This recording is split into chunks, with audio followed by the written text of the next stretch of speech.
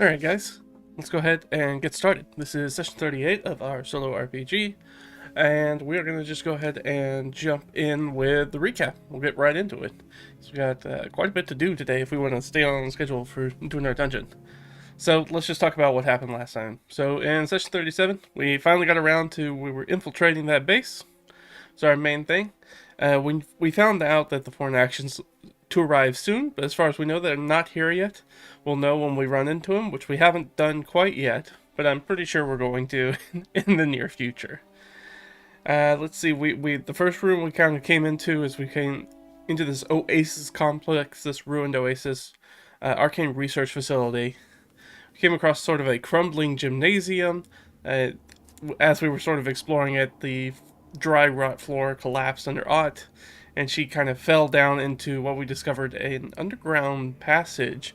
This sort of underground network of passages that probably runs through this entire area to, I guess, make it easier for people to not have to go outside during the heat of the desert day or during the cold of the night. So it's a little bit easier way to get through, or maybe they're hidden passages. We don't really know because this place is pretty old and ruined, and we don't know too much about it other than its existence and sort of what it did.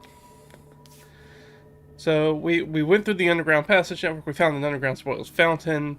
It looked to be sort of like a guard camp, a guard station. There were two gnolls and quite a few hyena, and we got into a fight there. It was pretty brutal. For their side, we actually came out relatively unscathed. I think Impar's the only one who took an arrow to the shoulder, but everybody else sort of got through it unscathed, primarily thanks to Impar's help. One of those gnolls got away, though, and ran off, but we have not seen any negative repercussions from that yet. We found a drawn-up contract for the guarding, but we couldn't read much of it, so it must be written in that sort of foreign... We know there are a bunch of foreign nationals that we think are sort of backing this confederation of goblins and gnolls and orcs, and so we think that that's the case. So it's written in a different language, so we don't really know. Leah could read a little bit of it based off of sort of her background as sort of like an ancient scholar, but that's just sort of word association. She can't really read it. She can just sort of like pick out what she thinks some of the words say. So that's why they think it's a guard contract, but they're not really sure. They fled the scene at the sound of approaching footsteps. Further into the passages, we found a partially collapsed alchemical workshop, which was a huge pain in the butt for us. Anybody who watched the last session knew I made things way too difficult on myself. We had that flickering reverse gravity effect in the chasm, and Ott was able to get across it finally after many, many attempts to sort of jerry-rig a way for us to sort of cross that giant chasm with the reverse gravity flipping back and forth the entire time. So we were able to get that. Adele dropped his dagger. We remember that. We found the scroll of fireball, and I forgot to roll for the rest of the treasure during the stream, so I did it last weekend afterwards. So I found a Carjuntan banknote, a potash and tin ingot, or potash and tin ingot, worth about 17 gold. And we found a Moontouch longsword. We actually ended up rolling a magic item, which I wish I had done on stream. It's not super useful for anybody. The only person who can really use it is Imbar. I mean, I guess Ott can probably technically use it. Yeah, you know what? Ott's probably going to actually end up taking... No. Well. Yeah, no, Ott's probably going to end up taking it because I think Imbar's going to want to keep using her two-handed maul. Whereas Ott's just fighting with a spear, so she can probably take the sword. I was really hoping Imbar would take it because she's the only one in our party who doesn't have dark vision. Which, it's not great. Which means somebody else is carrying the lantern. We're assuming it's Delg, because Delg doesn't really have anything to do with his other hand during combat. But we found that by crossing that reverse gravity magical chasm. We jumped over there, and we found out that it's a dead end. We can't get back across from over there. Or there's no place else to go, so we're going to have to come back across. So that's sort of where we are, and where we left off last time. So I do want to take a check at everybody's health, because if we were going to... Normally, resting in dungeons is a really, really bad idea. But they kind of have their own corner. They're protected by this giant chasm and the reverse gravity field. It doesn't look like anybody from any of the gnolls, goblins, or orcs come down here. Anybody from the Confederation comes down here anyways, because we didn't have to fight anybody when we were down here. So it might be a good place to rest if we need to rest, but I don't think we do. We've been pretty economical with our resources. I think we're pretty good. Let's see. Yeah, I mean, Leia's got all her hit points. She hasn't used any leveled spells yet. She has used quite a bit of the Wand and Magic Missile, but she just has the Scroll of Fireball now. Which I added. So I think I'm going to give it Aught.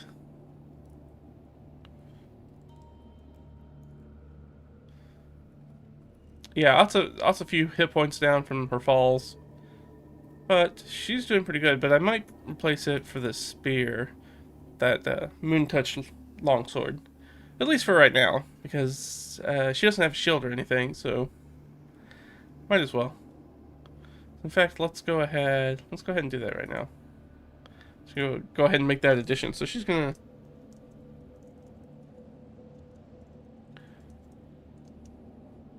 So that gives us, because her spear was already using strength, so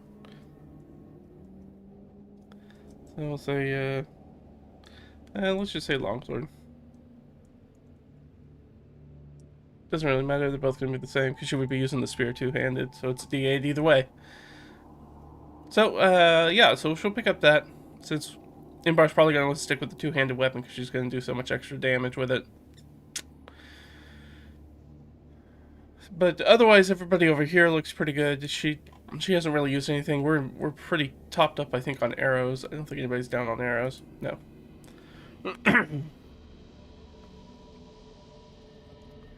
Imbar has used her second wind.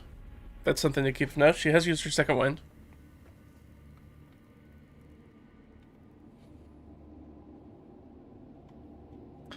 And she's down to about 5 hit points. But we still have all our hit dice and everything. So we might take a short rest instead. That might be better for us. And Delg's doing fine. Yeah, I think we're going to take a short rest rather than make him use the healer kit.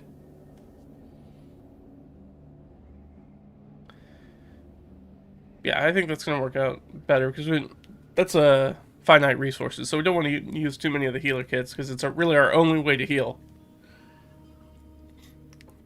So we're in fact going to take a short rest. And I will roll for it. Just to see, we got to do that first roll. Is something nasty gonna come along? Yep. Just right out the gate. Alright, we're not gonna get that rest. Sorry. Alright. What did we say was... What did we say? I think this is technically supposed to be a goblin area, but let me double check. Yeah, we have the goblin theme, so this should be goblins that are coming our way. Let's do that. Let's get us some goblins. Actually, you know what? I can put the filter on humanoids. That'll give us something good. Let's drop that on humanoids. We have 4 level characters. We're definitely gonna want a Hark. And let's see what we get. No, well, we don't want werebears. Okay, that's fine with me. Let's go with this one instead. So this is actually going to be... So it's going to be orcs instead. Or who's going to find us. Alright, and up to... Let's say 1d4 plus 1 orc. So there's 1d4... Come on, low numbers. Nope. Alright, it's gonna be a hard one. Now, the nice thing is that I think this is actually going to work out very, very well for us. Because the only way they can attack us is coming across that chasm. And orcs and orogs, not particularly well known for their ranged attacking, but pretty much everybody on our side of the field has the ability to do ranged attack. So let's see. Okay, that's orogs, and let's pull this guy up.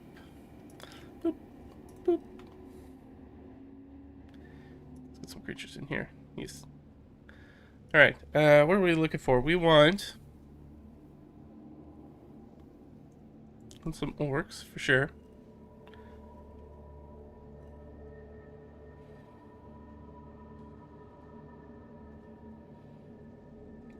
No, I think I'm just going to open up another tab for them. I'll just do it that way. For Orog. Alright, so we're just going to get right into it, I guess. So let's, as we're doing here, we'll set the scene a little bit.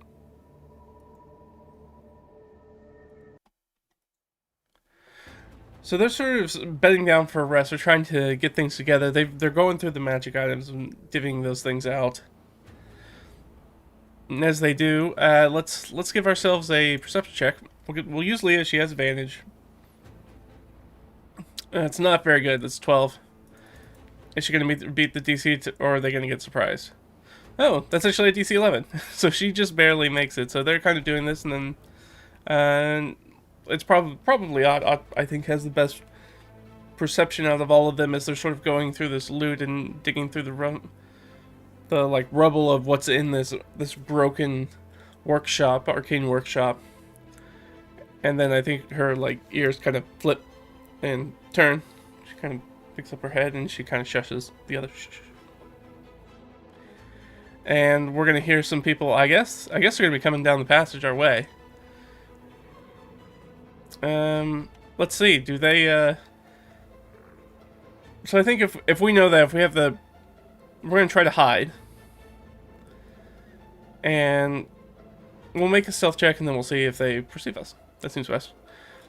So no advantage. It's just gonna be a kind of flat check, just to see how everybody in the group does. So we're gonna use Leah. All right, it's not a great check. That is a 4 plus her. Yeah, plus her 2, so an 11. So we're probably not gonna do well. We in fact do not do well. Alright, so there's no real hiding. They definitely spot us as they're coming down. And we'll blame this one on Delg. Delg is not an adventurer by trade.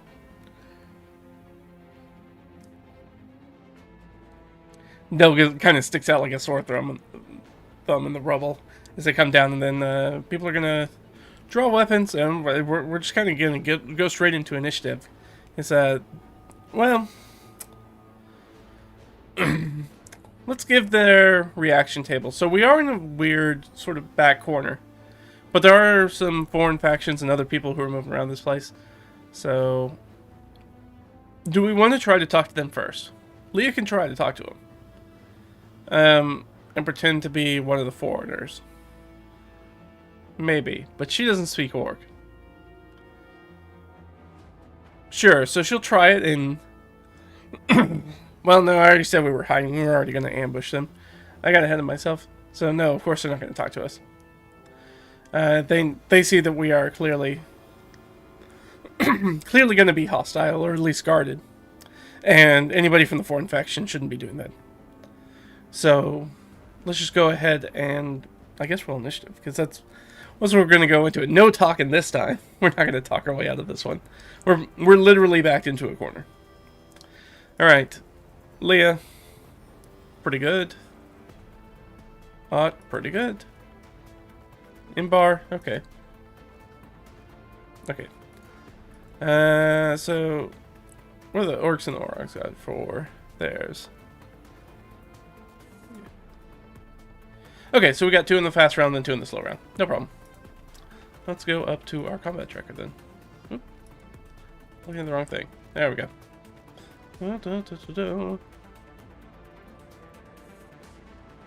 Alright, so yeah, I think we're going to go with this. So we've got... So I think Ott's technically before Leah.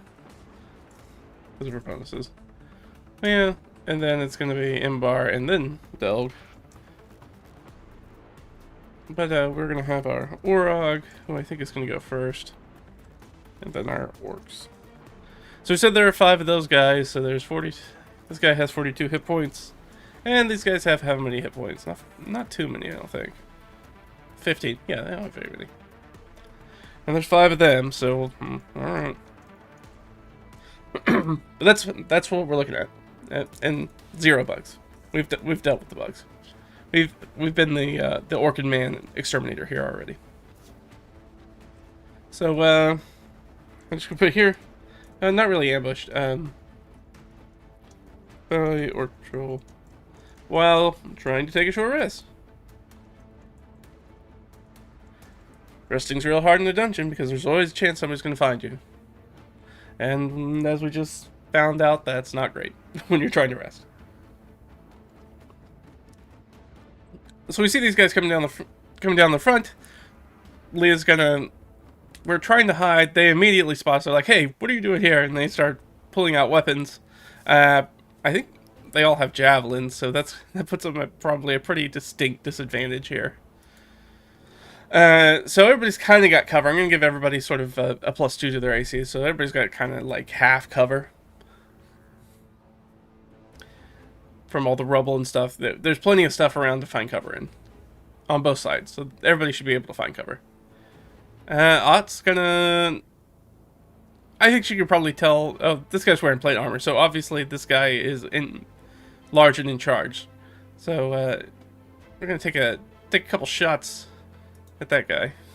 Obviously no advantage with her longbow, but I like them odds. Yeah. Oh wow. So these guys raise the alarm. The Orog turns around, points to those guys. Everybody starts pulling out javelins, and then Leah pops up from behind, pulls back her bow, the drawstring to her cheek. Bam, another bam. First critical hit. Boom, right there, right above the plate. Right in the neck, and then another one probably into the shoulder. And she's gonna do quite a bit of damage. Gosh, well, she would if I could roll above a 1. Wow, that's really embarrassing. It's really embarrassing for you, Ott. Sorry, girl. That's 15 points of damage. Wow, 15 points of damage on 2 hits and 1 being a crit. That's embarrassing. Alright, wasn't as severe as we thought it was. It would have killed one of the orcs, though. That's something to keep in mind. So that's 25, 26, 27. 27. So, 2 hammering hits still. Leah's gonna pop up, and she sees those guys over there. You know, I didn't check for Ott, so I'm gonna say in this first round that the reverse gravity is not an effect, so gravity is normal across the chasm. Now, we already said the chasm's like 60 feet across, so we have there's a lot of range, which I think puts all the all the orcs at disadvantage with their javelins. I don't think they're within the javelin range. They're all in the long range for the javelin, but our crew has a lot of... many of us have longbows and or spells that reach 120 feet easy, so we're in a much better position for this fight. So she's going to turn around and take a shot at the Orog, who's standing up there, I guess, with a... She'll do a firebolt. Another crit? I mean, I'm not going to say no. Apparently we were more prepared for this fight than we thought. Okay, yeah, 17 damage is much better. Wow. So, boom, shoulder, right in the neck, and as it's sort of bent over, she's going to hit it in the face with this firebolt. Just fire just racing across its face, burning the flesh. And hair lights on fire. Orog not doing well. Is Leah going to do anything else? I don't think so. I think everybody's just going to take cover. Well, Orog just got rocked pretty hard. I think he's going to shoot... Gonna throw a javelin, I guess, technically at Leah. Let's double check. 'Cause I don't know off the top of my head. I'm pretty sure we're in the long range for javelin, though. Yeah, we certainly are. Okay, so they can attack us, but they're at disadvantage, and I don't know if this says how many they have.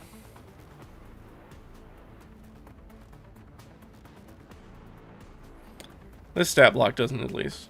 I don't think this one is either.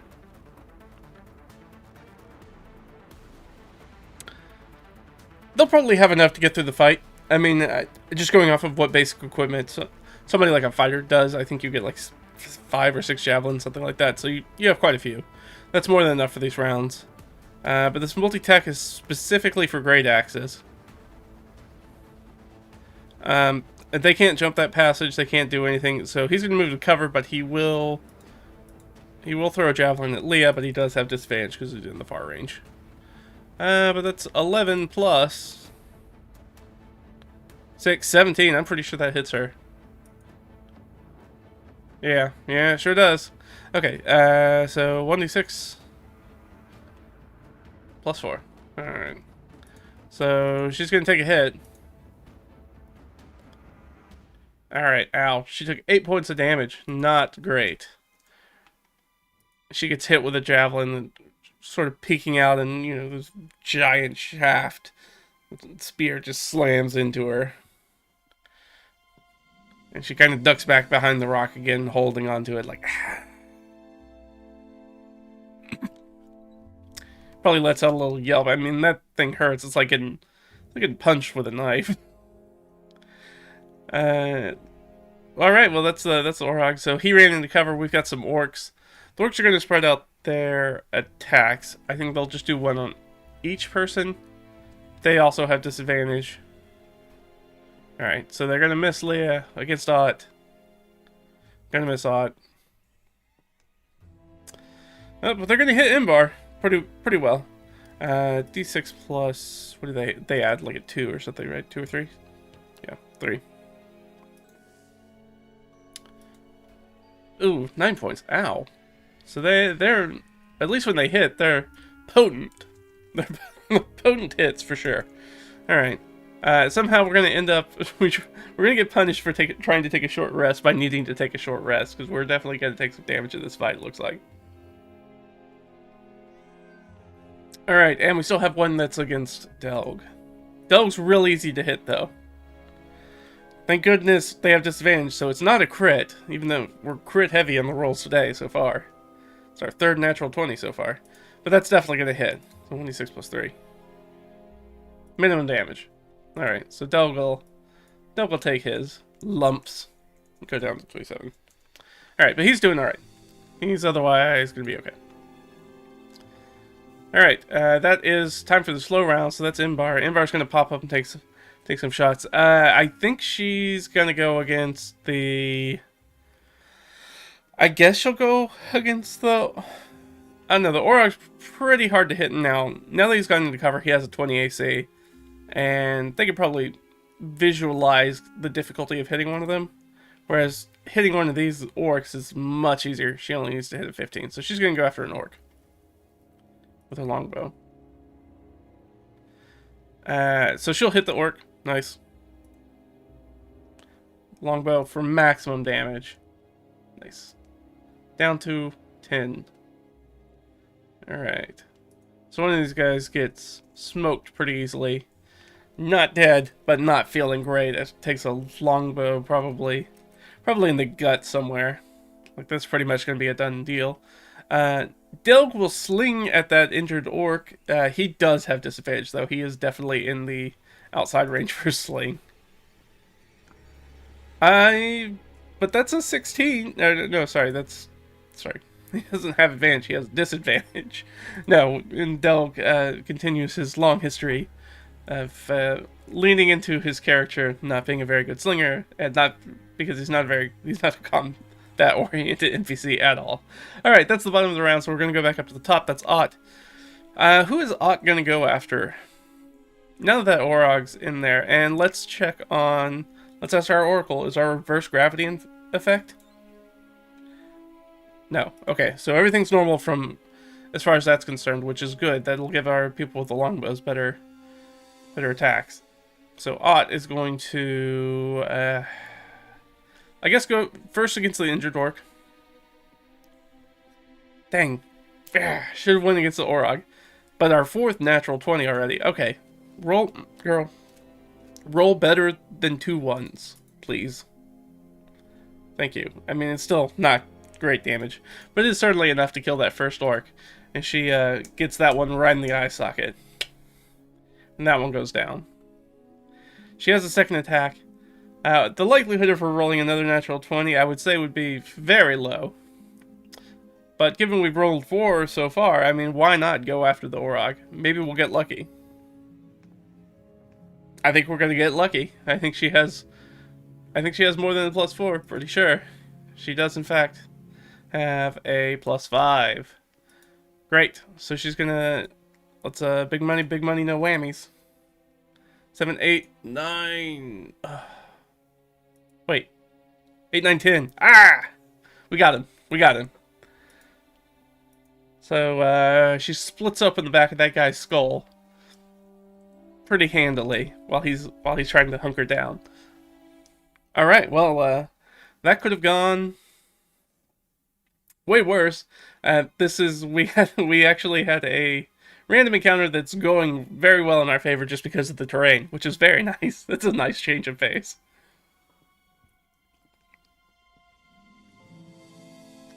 So, that leads us to Leah. I guess Leah's gonna stay in hiding and firebolt one of these guys. Yeah, she's gonna hit. 2d10. Or sorry, it's 1d10. What am I doing 2d10? 4 points of damage against one of these orcs. Oh, that's right. Sorry, I just got done playing another character yesterday who's 7th level, who has firebolt that I use all the time. So, just automatically want to roll 2 dice for the damage. Nope, different character. She is still lower level. Alright, so that one gets wreathed up in some flame, is kind of rolling around trying to pat themselves out. It is their turn. Again, we got 1 on each. I think they're still at disadvantage, so against Leah, that's going to be a miss. Against natural 1, always going to be a miss. Gonna miss Imbar. Imbar's AC is like 19 or something before she's in hiding. And for Delg, yeah, okay, so everybody gets missed. Good. I'll probably start giving them morale checks on the next round, because they're not doing a ton of damage, and they are just getting peppered over here, even though they're in cover. But we gotta wait for it to be their turn first. Imbar's gonna pop up, she's gonna take a shot at that injured one. I don't think that's gonna be enough to hit. I think that's a 14. Let's double check. She has a +6. She does indeed. Dang, that's 14. 1 off. So she misses. And Delg will sling, but he is at disadvantage. Unfortunately, that's 14 too. He's so remarkably unremarkable because he's basically a commoner stat block that even with his +2, that's only a 14. Dang, almost though. All right, this brings us back to the top. So, is reverse gravity staying steady? No. Okay, so reverse gravity is in fact that's going to give us disadvantage. It's going to give everybody disadvantage who's trying to use some sort of like arced weapon. So it's probably not going to. That's not going to affect Leah's spells, but it is going to affect everybody who's using missile weapons and or thrown weapons, because it's hard to compensate for gravity going up instead of down.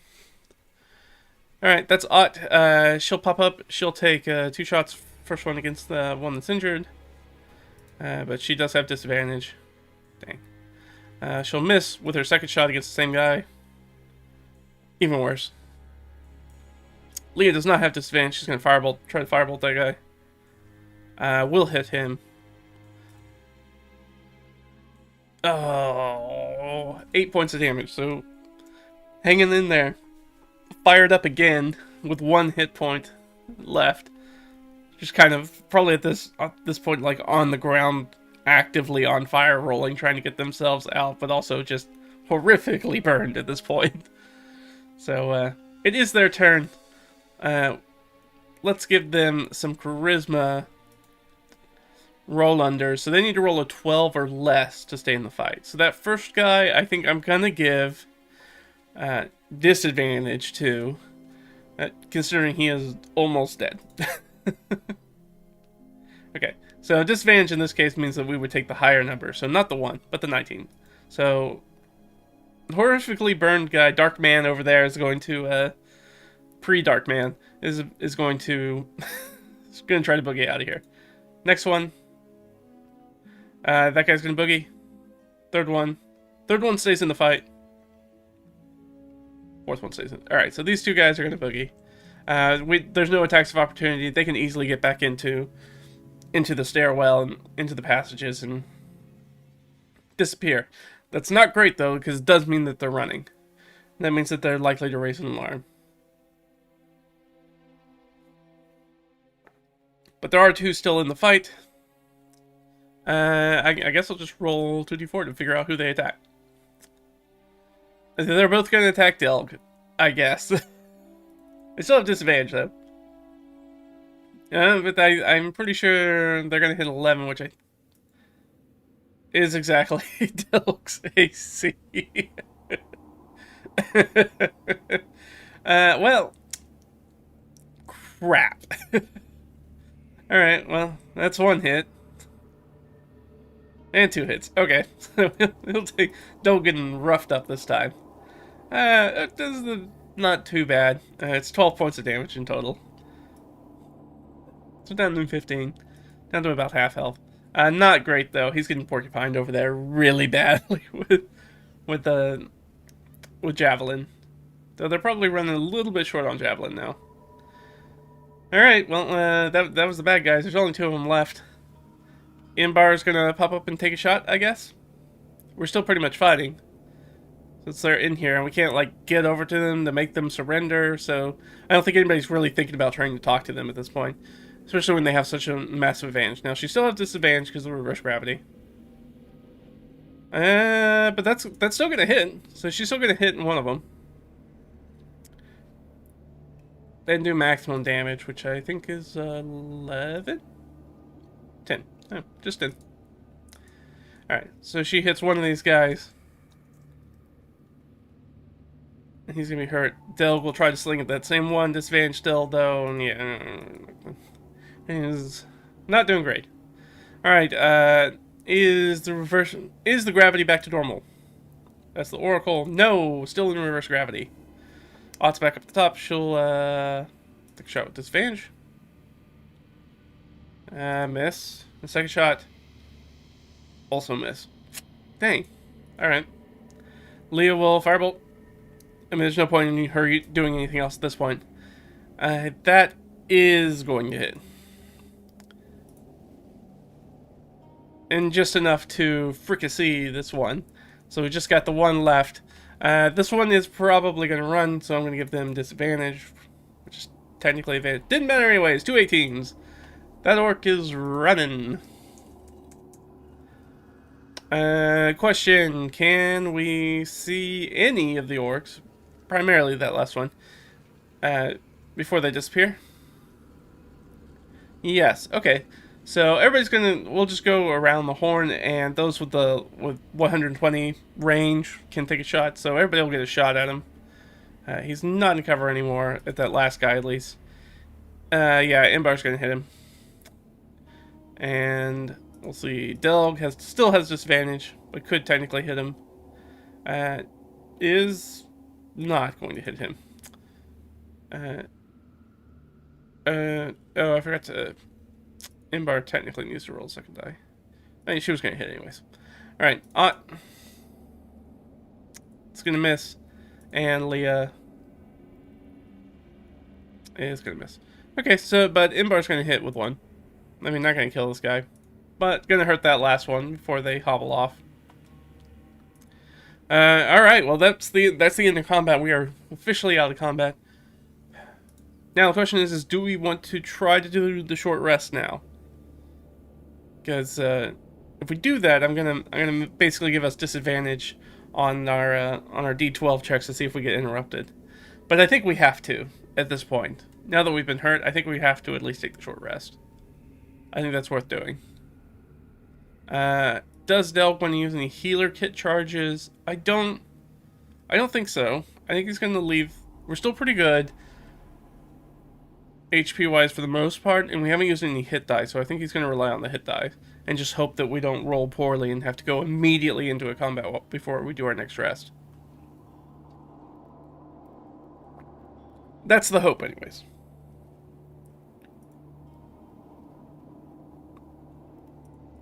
So, that's what we're planning on.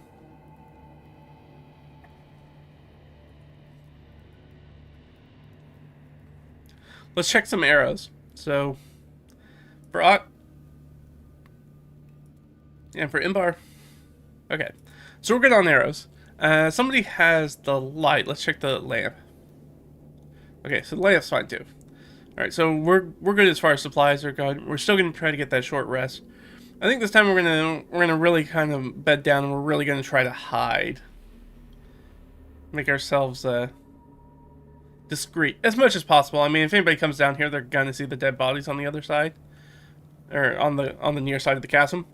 So there's not a lot we can do about that right now. So we're just gonna try to hide, and if somebody comes down here and investigates it, maybe they don't see us and just they kind of fart off. And don't do anything while they're down here. Maybe. I mean, they'll probably find us, but they might miss us. Alright, so let's take the short rest. I'm gonna roll 2 of these 2d12s and see if either one rolls a 1. Good there. And good there. Okay, so we are gonna get the short rest done. Perfect. So we'll do a little bit of healing. Let's roll some hit dice. So for Delg. Oh, Delg, buddy. Eh, well. Delightful. There's a whopping 6 hit points back. Alright, let's do another one. Thank you. That's better. Alright, so that's 14 hit points. That's good. I'll put him back up to 29. I wish I didn't have to use 3 hit dice to get that, though.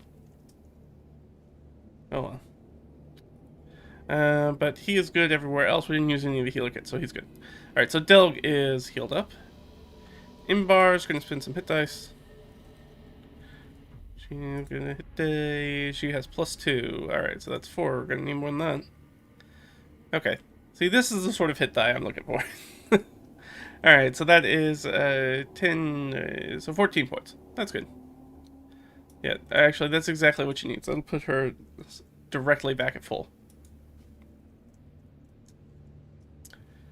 You might be wondering why she has 5 hit die. If you're paying attention, why she has 5 hit die instead of 4 hit die, and that's because even though she's a 4th level sidekick, the hobgoblin warrior, or just basic hobgoblin stat block she's based off of starts with 2d8 hit die.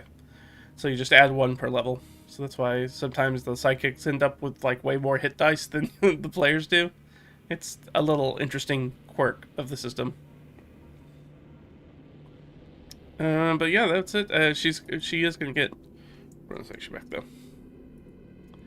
She's gonna get her second win back. And yeah, no, she's good there. Alright. That's doing well. Yeah, I probably doesn't need to heal. She's down 4 hit points. Let me do everybody else, and then I'll come back and see if she wants to spend it, because there's no point in not spending the hit die, even if we have stuff that goes over, if we're going to have to stop for a rest anyways. Because Leah is definitely going to have to use some hit die. Alright, and she has crappy hit dice because she's a wizard. But we got 8 right off the bat. That's not too far down for what we need. Actually, that's exactly what we need.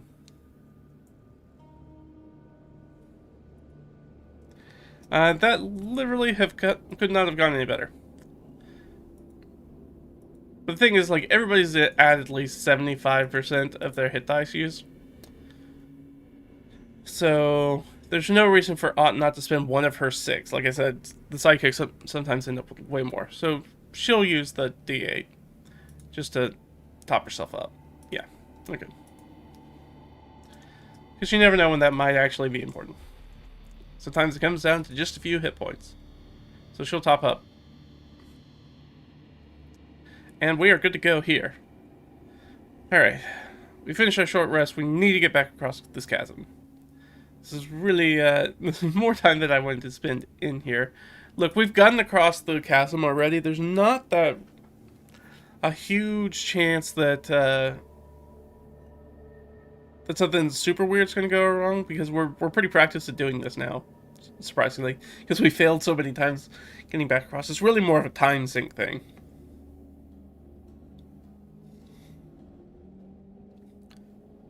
So I'm trying to think, do I make checks to see if they get across without getting hurt, or do I just maybe do some rolls for a wandering encounter? Let's do some wandering monster encounter rolls. I think that'll be better. And worst comes to worst, we end up with another fight down here. We'd like to not do that, but if we need to do that, that's probably easier than going back through the rigmarole of the ropes and getting back across the chasm and doing the timing things, because we did all that in the last session, so we already know what that's going to look like, and that they're pretty good at not hurting themselves doing it, because we didn't have anybody hurt themselves doing it. So yeah, I guess we'll make. I'm just gonna give it like a 1d3, so 1, 2, 3, 4, 5, 6. And that's how many I'll roll. Alright, I guess we're rolling 3 times. Don't roll a 1, please. Okay. 12 is technically something kind of happens, but... I'm not sure what that would be in this dungeon. Usually that means there's no non-con... I'll just ask a clarifying question. Do we meet some sort of, as far as we know, unaligned NPC? No. Okay. Then I'm just gonna blow past that. It's nothing useful for us. Maybe some more skittering bugs or something like that. There's nothing of particularly important note that we saw.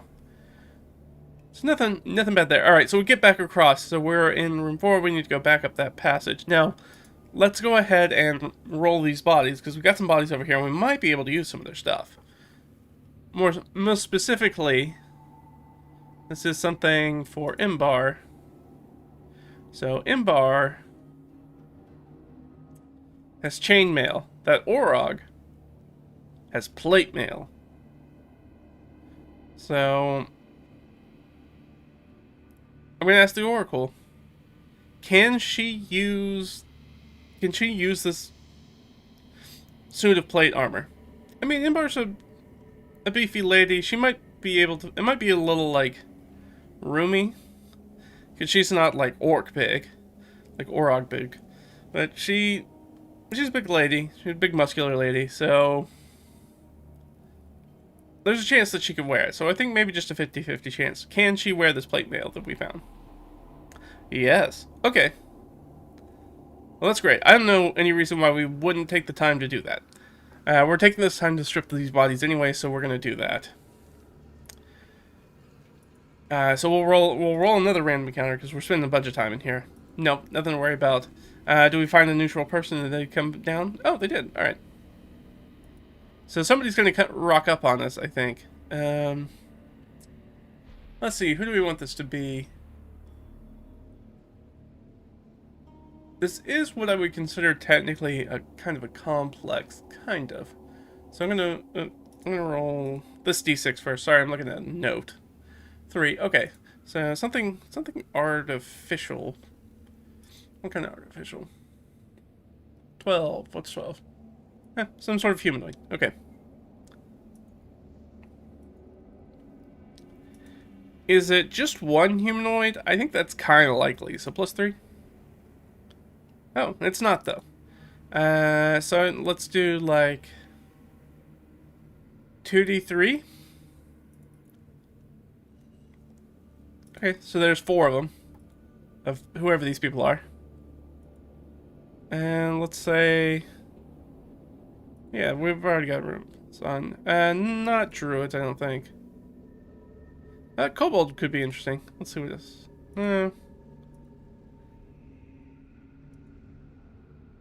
It could just be like dudes. Just straight up guys. Yeah, it could be thugs of some type. That wouldn't make sense. Maybe like some. Thugs are half. Like a little bandit can't. Yeah, maybe some thugs and like a bandit captain. So some other people. So we come across some humans, and everybody's kind of, as they're sort of putting stuff together. And let's give them a reaction roll, because this isn't technically supposed to be a fight. So let's give them a little reaction roll. Okay, so they're pretty helpful. They're happy to see some humanoids in there. They kind of come around. They're like, oh, they probably see us stripping the bodies, and they're like, oh. I see you made it into these catacombs as well. Sort of who's clearly the leader of that bandit captain. What brings you to this place? This place is a death trap filled with goblins and orcs and gnolls. What are you doing here? And I think, and as he sort of makes that, I think Odd kind of growls at him.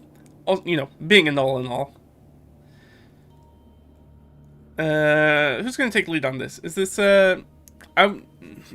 Leah's my go-to, but let's ask, is Imbar going to take the lead on this? Yes, Imbar has a lot to say about this. Alright, sure. Imbar, you're doing the talkie. I think she stands up as a person who's probably halfway through sort of changing into this bloodied plate mail. She's cleaning it. She's probably cleaning it up with like a rag that's pink now with blood. Who wants to know? Who are you? What are you doing down here? It's a dangerous place, after all. Sort of a bit of a standoff, I think. I'm not gonna roll persuasion for that. And I'll give Imbar an insight check. Why not? She gets advantage. She has other people here. Yeah, 18 goes with her. 18. her big 0 to any wisdom based stuff. Okay, so yeah, that's enough. So yeah, she's gonna try to get the vibe. So I think that's a good enough roll. Can she? You know, instead I'm just gonna. So I think I said last time I'm trying out these prompts from the Solo Dark from Chalcedon, her little extra thing that she published for Shadow Dark for doing solo play. She's doing a little series on it that she just kicked off, which has been really cool. 58. It just kind of gives us an idea. So this is sort of Imbar, why Imbar thinks these people are down here. Or is pretty sure this is why they're here. 58, so they're here to open something. Open 84. Open decay. I mean, that sounds like tomb robbers to me. Just pretty straightforward tomb robbers. Yeah, these are just good old scavengers. It's like, so she's gonna be like, why don't you buzzards find somewhere else to pick, some other bodies to pick clean? We've got these already. How does he react? I'll give her a persuasion check. Yeah, I'll give her advantage because she knows she kind of has a bead on them. Doesn't matter. She didn't do well anyways.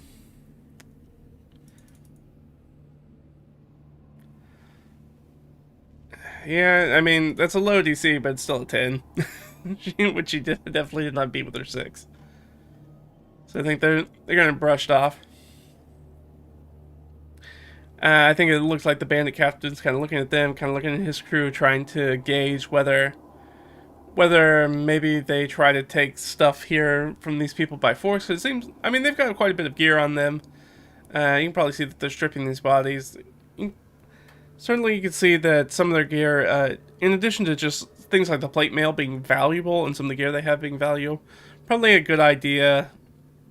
Maybe not with 100% certainty, but probably with pretty good guess estimation that our group looks like they probably have some magic items on them. One of them is definitely a wizard, right? Definitely some sort of spellcaster. He's got a big book and flowing robes and all that usual spellcaster stuff. She has no armor on delving these dungeons. All right. Let's just ask. Is this bandit captain going to start a scuffle? I don't think so.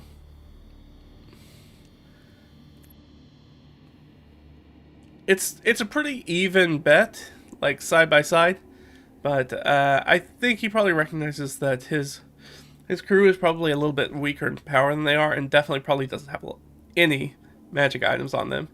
So I think it's unlikely that he's going to start a scuffle. But let's ask. Is this guy going to start a scuffle? No. Alright. Well, I guess we'll leave you to it. We'll find our carrion somewhere else. Is there anything we want to ask these guys before they turn to leave?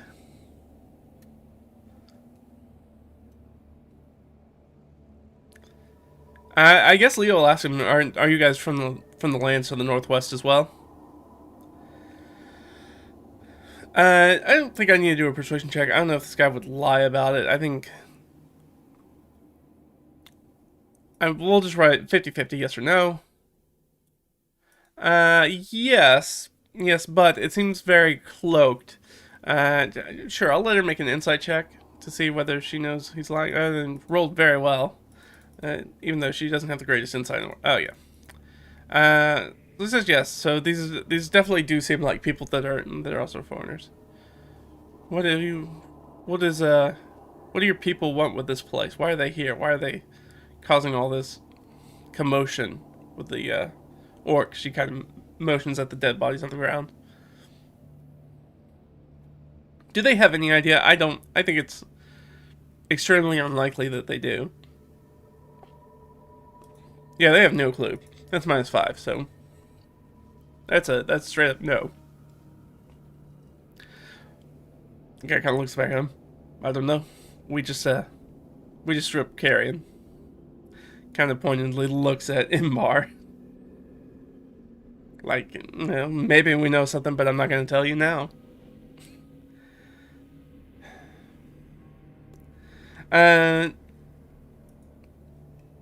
Leah's gonna make like a motion. I don't know what that is. Probably some sort of like hand motion. It's like a go in peace kind of motion, like a goodbye, like we're leaving on good terms. We're not leaving like that. I assume that they respond with it. I don't think we really need to roll for that. I don't think they're going to brook any trouble down the line. Good, but probably not. All right, so we're gonna finish stripping these bodies. What do these bodies look like? All right, so that's orc. They've got hold on. I mean, they've got hide armor, but I think hide is technically medium, right? So I don't think even Delg can wear that.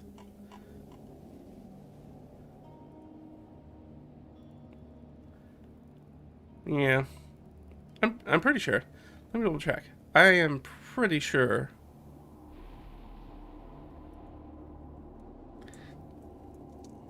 I'm pretty sure it's... Yeah, it's gotta be, right? Yeah, I don't even need to look at... Yes, it's the lowest level of medium armor. Hey, how are you doing? So yeah, so I've been trying to see if we could scavenge some armor for Delg, but we just have not come across people who have been wearing light armor. And these guys don't have any daggers to replace this dagger. He could take a javelin. Javelin's technically a... he's already got a spear, though. And he's going to be just as good with his sling anyways. Alright, so those guys, not going to have a lot on them, but I think we are going to take the time to get that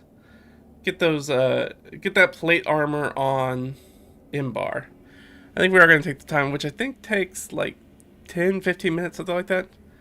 I'm going to count this part as the same thing, though. We've had quite a bit of interruptions. I want to get out of this room. I just want to get the armor on.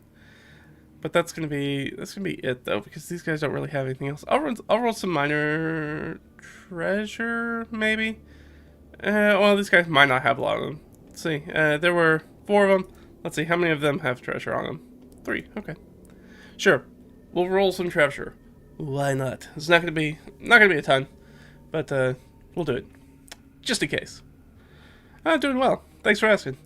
Doing okay. Just trying to get out of this stupid room we've been in since the end of last session. It's been our entire time in this room. I'm tired of being in this room. I want to explore more of the dungeon. All right, we got found out by the Orc Patrol. We took a short rest, and we did have 3, I believe, orcs escaped. So that's probably gonna put some disadvantage on us later. So, as far as sort of searching for wandering monsters, because it's more likely people are gonna find us now, because people will definitely know we're here. We've left some bodies in our wake. We did take a short rest. The orcs got Plate armor for Imbar, which is a very nice upgrade for her. And let's see, we, as for that, to some,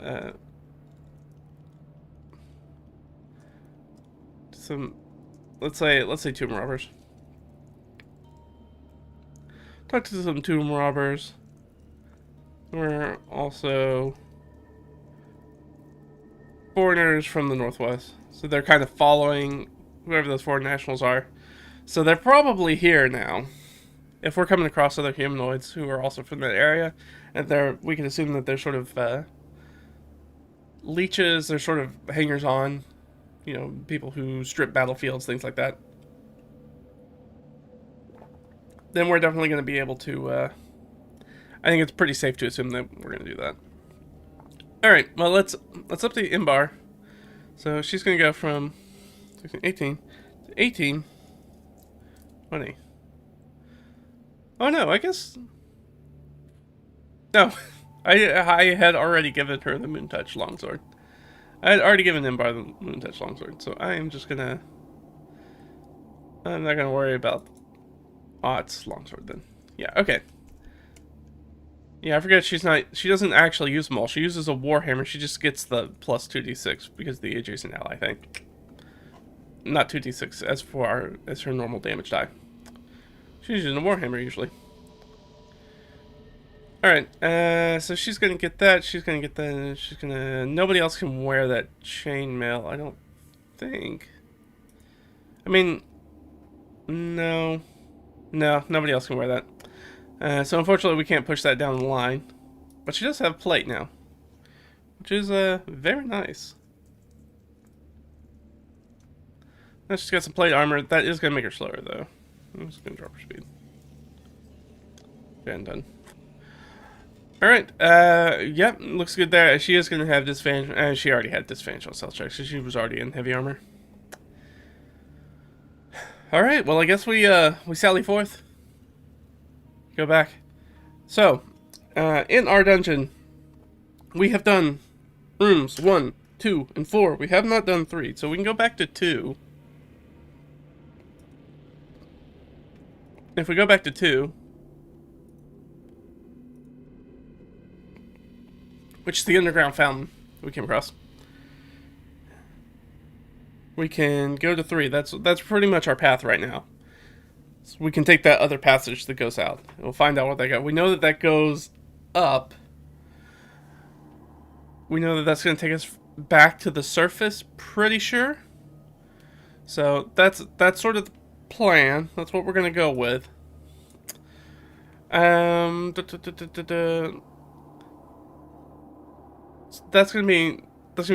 our only way forward because we haven't found any other secrets or other exits or anything like that. But as far as once we start doing the backtracking, we are going to have to roll for more wandering monsters. Oh, it's a little strange to talk in English and watch D&D video streams like that. I really doubt that I'm good at it. Hey, it's all about practice. It's all about practice. In both ways, both language skills and D&D stuff. It's all about practice. So we're gonna go back through that passage. We're heading back to 2. I'm gonna roll with that disadvantage, and we'll cancel those out for the people who ran as we do it. Well, gosh darn it, we are just gonna get into a bunch of fights today, huh? Alright, so we make it back into 2, and as we're going back into 2, we're gonna have a random encounter. Let's see, I assume that we're sneaking. That's kind of my thought. I think Ott's leaning a little bit in front of everybody, so she doesn't have to deal with the plate armor and the delg in the back not being very good. But she also didn't roll great. So we're sneaking back towards Chamber 2, the ruined fountain, underground fountain. And she has rolled... Well, she does have expertise, so 4, 5, 6, 7... So she rolled a 15. What's the DC? No, that DC smoked her. So whoever it is, are they technically waiting in ambush? Let's ask. +3. Yeah. Yep, we're about to walk our happy butts right into an ambush. Let's see. This is technically a Knowles room. Is it more Knowles? Probably. Yeah, with the +3. It's 11. So yeah, more Knowles. Here's a question. While they were laying an ambush, they might be laying an ambush for us. They might be laying an ambush for our tomb robbers. We don't know. Could be either way. We're not quite sure at this point, so...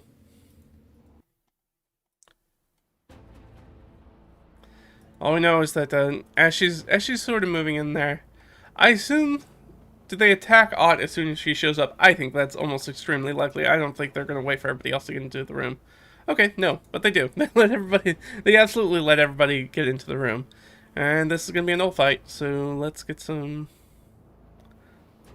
nulls going. Boom. Boom.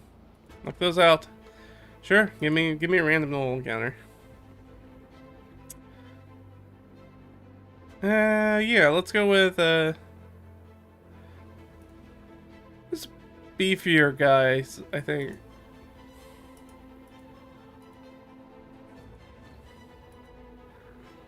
Alright, let's say like a D4 of those guys. No, a D3. 1, 2, 3, 4. Okay, well, alright.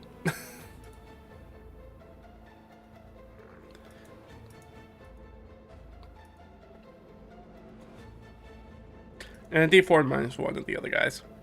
Okay, none. Alright, that's actually not too bad then. So we're gonna stumble our happy butts across some null flesh gnawers. They're so let's go with this one. There we go. So they are pretty straightforward enemies. Bites, short swords, sudden rush. Until the end of the turn, the null speed increases by 60 feet and it doesn't provoke opportunity attacks.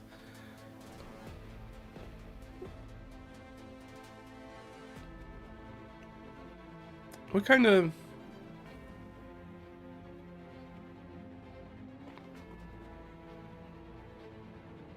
I'm trying to figure out... I think this is supposed to be an action to run through things, so I don't think it's like a bonus action where they do the rush and then do their things. But they're gonna pounce on us.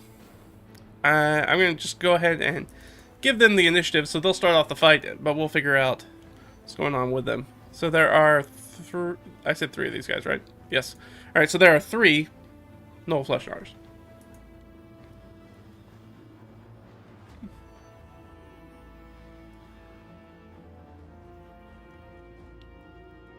It's not a good day for us. It's been a day. Good thing we had all those natural 20s in the first fight and stuff, because apparently we are just gonna hit every potential fight possible. All right. Who's kind of going here? So we have Ott. Nope. Leah. Nope. Imbar. Oh, so Imbar will probably be going first. Well, as soon as they get their little surprise in. Okay, so it's basically Ott, Leah. So this is pretty much what it's gonna look like. There's 3 of them. Okay, so let's figure out who's not going to get attacked. We'll use the initiative order to tell us. Alright, so nobody's going to attack Leah in the first round. Oh, you're a total noob. That's totally fine. I'm not sure. I'll be real honest. I'm not sure this is going to be the best stream to learn that from, because we got a lot of moving parts here. But I do enjoy. Thanks for coming up and showing up and seeing what it looks like. I appreciate that, and you'll learn something, but it may be a little bit more complicated. This may be a step 2 for you, maybe not step 1, if you're looking for something that's a little bit more approachable, because we're doing things fast, and I'm maybe not the greatest at explaining it while I'm doing it. But if you have questions, drop them in the chat. I'll address them as possible. While we're doing that. Alright, so the flesh gnawers are coming in. They're gonna make 3 attacks. Oh man, they're gonna have advantage because they're sneaking. Well, technically everybody gets like a perception check, right, to avoid being surprised. Do that. So let's set a DC. Oh, actually, we know what the DC is. It's gonna be the room DC. We'll just do that. What's the room DC? This is 2. DC 17. Alright. So now we know what we're doing. So we're trying to hit a DC 17 with our perception check. Probably going to be hard for Imbar. Okay, so Imbar's not surprised. Delg. Delg is surprised. Ott's surprised. Leah's surprised. Okay, so the only person who's not surprised is Imbar. So this first one's going to go on Imbar, so they are not going to get advantage, but they are going to sword bite. That's definitely... she just bumped up her AC, so that may actually... because technically her AC is 20 right now. So, it may not hit her. I'm gonna move this up. They get a +4 to hit. Alright, so 15 plus 4 is 19, so that is not going to hit with 2 of them, but she is going to hit with... they are going to hit with 1 of those swords. 1d6 plus 2. So she'll take 1d6 plus 2. Of course, it will be maximum damage. Why would it not be? They're not going to pull any punches on us, apparently. Alright, well, those were the ones that they didn't have advantage on. So, the rest of it's all kind of downhill from here, I think, for us. Alright, so that was against Imbar. So against Delg, nobody's going against Delg. Or no, sorry, nobody's going against Leah. So for Delg, gonna get hit. He's gonna get hit with all of these, probably. Yep. Yeah, they have a +4 to hit, so he's gonna hit with every last one of those. Again, he is not a combat NPC. That's really why I was trying to find him some freaking armor. Alright, so he gets D4 and 2d6s. Alright. Both of them are +2. Alright, so 2. He's about to take quite a bit of damage. 12 plus what? Is it 2 or 3? Sorry. 2. Alright, so it's 18. Ouch. Ow. That's a lot of hurt. That's most of our boys' hit points. That's not great. That's very bad. Ooh, and he's our healer. We really don't want Delg to go down. We gotta fix that real quick. All right, and against Ott, miss. Not gonna hit. Hit. And crit on the bite. Okay. Okay, could have been worse. That's only 11 points of damage. Ended up much better. So, Ott's doing way better than Delg is. Alright, and that's everybody, because Leah did not get targeted in this round. So, apparently they jumped on everybody who has some form of armor on, except for the mage who has none on. You know, gnolls aren't the smartest creatures in the world. So they jumped on him, and alright, well that's them. So then it's Imbar. Imbar has everything out. She pulls free the moon blade, and the room lights up with this pale, almost moon quality kind of bluish light, reflects in through the shadows and everything, because we don't really need the lantern anymore now that she has the sword. So she's gonna make a couple attacks. I assume that she can hit one of them. They ambushed us. We're in the center. They jumped on us. She's obviously going to have an ally next to her, or somebody. So that's going to give her advantage for some flanking, I think. Which she needed it apparently with that natural 1. All right, but that should hit. Yeah, that's a 20. They definitely don't have better than 20 AC, which is good. So she's going to do the D8, and then she's going to do the plus 2d6. So she's going to rip one of these up pretty badly. With 13 points of damage. And she rips one, probably across the midsection with the back of her sword. Slashes it. Lets out a little chittering howl. Kind of that snorting laugh thing that hyena do. Alright, I said 11, right? So that's half of its hit points. Right off the bat. Great job, Imbar. Do you want to do anything else? You've been kind of hurt. But no, I'm not going to have her use her second one just yet. And that's all she's got right now. She doesn't have any sort of specific things going on, so Imbar is just going to hold him back with the shield. and go after him. So that brings us to Otts next, right? Delg. Oh, Delg. Delg has a spear. He's going to move towards... Let me just ask. Can he get to the one that... no. Physician, heal thyself. Physician needs to heal himself. He can't take another flurry of attacks. So he is going to help himself to hopefully some hit points. 4 plus 8, so 12 hit points. So he's back 23. So not bad, but he has, and I'll just put it up here, he has used his healer's kit on himself, so he can't do it again until we rest again, and we just rested. And he, as bonus action, is going to disengage and get out of that melee, because he cannot be in there, so he's going to pull away from the group. So he's going to back away. He's going to action roll out of the middle of the ambush and head for some cover. That will be his turn.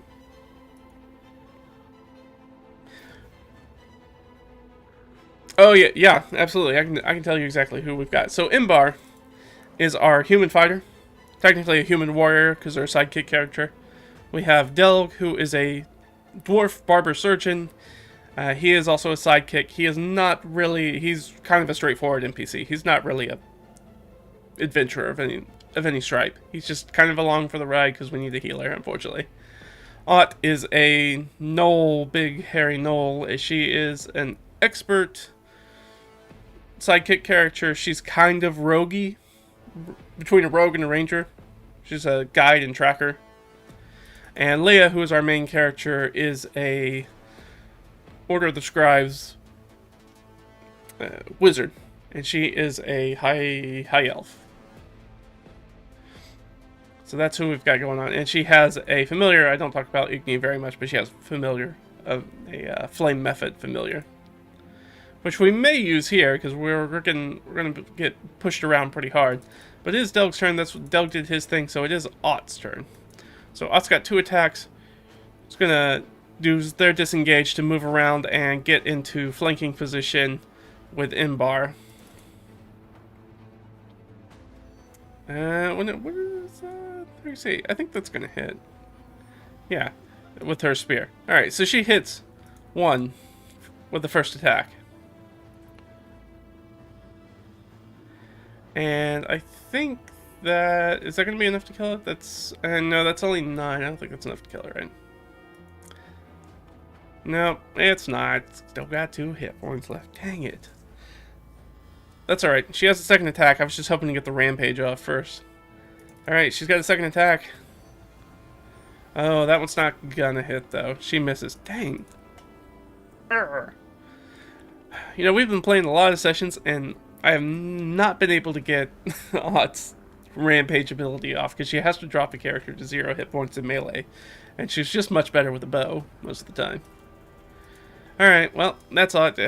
She did her bonus action to disengage and move around again to flanking. Though that's... That person... No, that person's technically still alive. Because I can't kill them. Alright. Well, poop. That's not great. That's not what we wanted. But she does not have the Moontouch Longsword anymore. So I'm going to go ahead and remove that from her inventory. Imbar has that.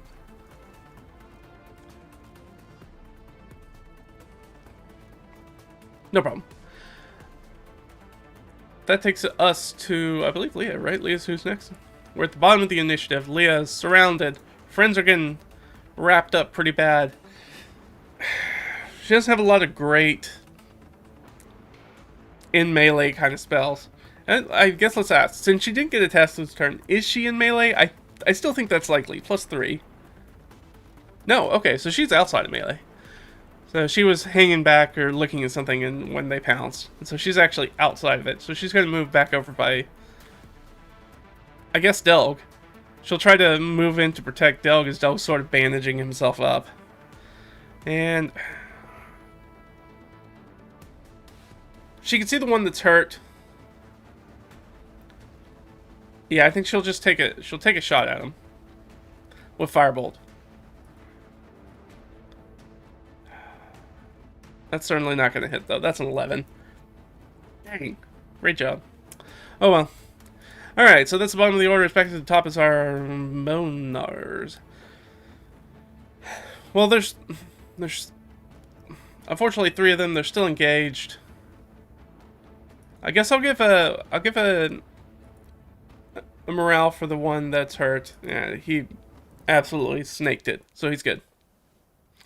All right, who's gonna get the extra attack? I guess odds. It's odd. Okay, it's even. So Imbar's gonna get attacked. They're pretty even Stevens right now, so I don't know if anybody's gonna be able to get flanking. So I think they're just gonna do 3 straight attacks. So on Imbar, 2 misses and a hit with the bite. So 1d4 plus 2 on Imbar. 4 points of damage on Imbar from one of them. That's good.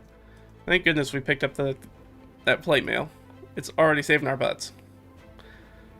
And thank goodness it fit. That was really the more important thing. Otherwise it would just be worth a lot of money and a very heavy treasure to drag around. Alright, and then there's another one that's on her.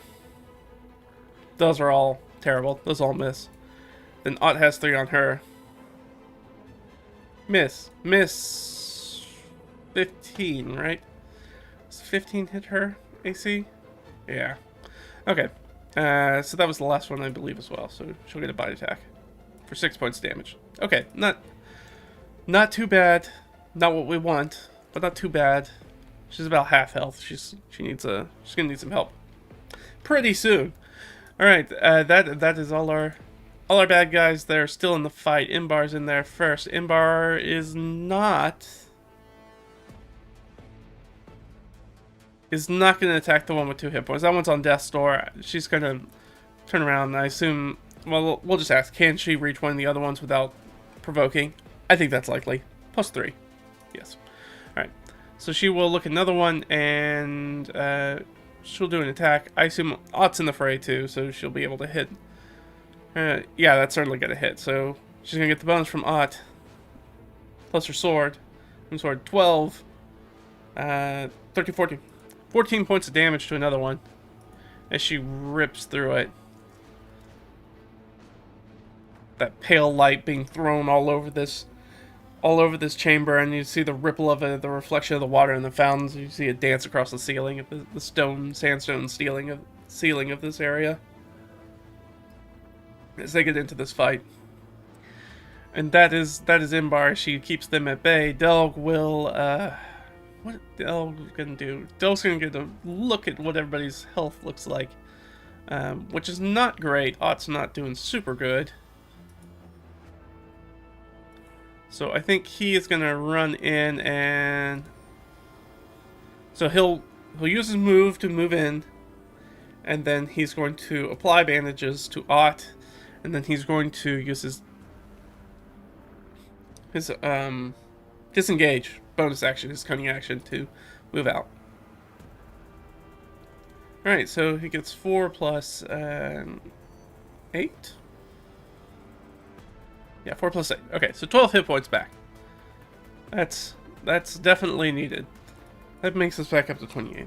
And she can't get any more healing till they take a rest. And he bandages her up real quick. And then disengages back. That's Delg.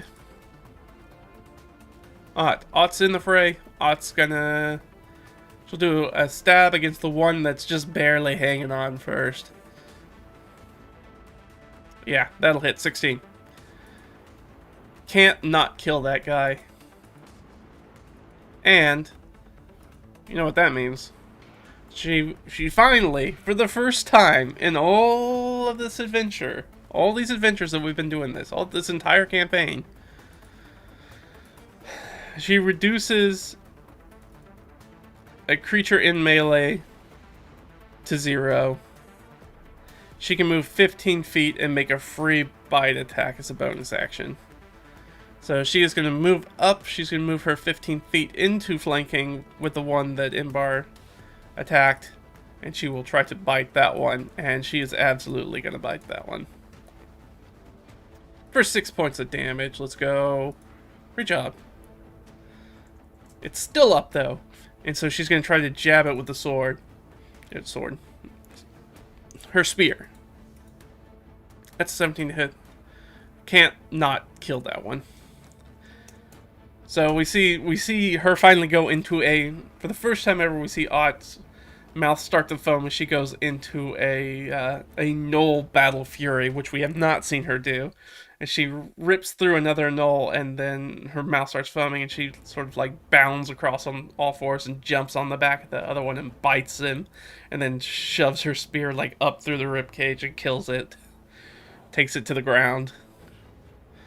And point of order, of course, because gnolls and the way that the gnoll lore is that Ott is a female gnoll, which means she is larger. She's about a head higher than most male gnolls. So she is she's big and she's mean and she's nasty, and she is in a battle fury against these flesh gnars. Or now there's only one, so she kind of like turns her attentions on that one. It's sort of like blood and gore sort of like drips out of her gummy mouth, her very sort of saliva-rich mouth right now. Alright, and then Leah kind of turns around at that one. There's no reason that she should probably use a measured spell at this one. Does she want to talk to these creatures? These creatures, she can't, actually. We've tried this before. They only speak Gnoll, so Ott's the only person that can talk to it, and Ott's in a battle fury, so probably not gonna happen.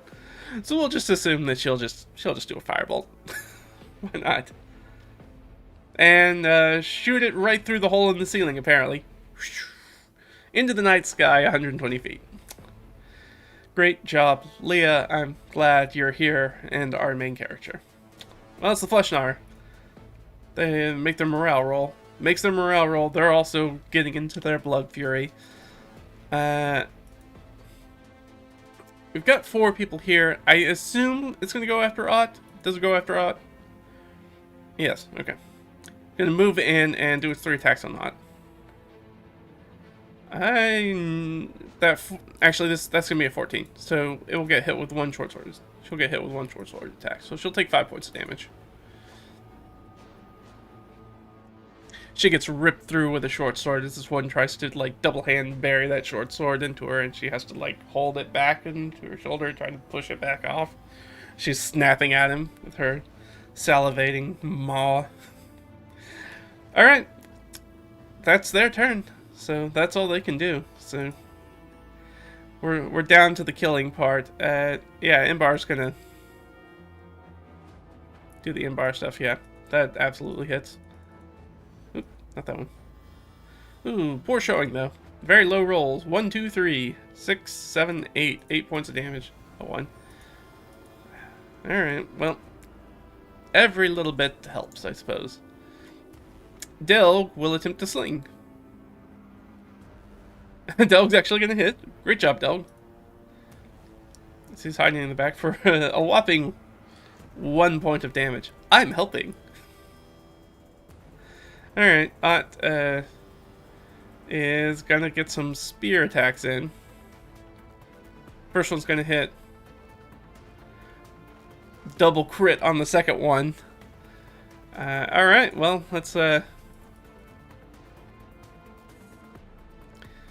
that's 16 points of damage as she in her battle rage just rips this gnoll apart that stabbed her.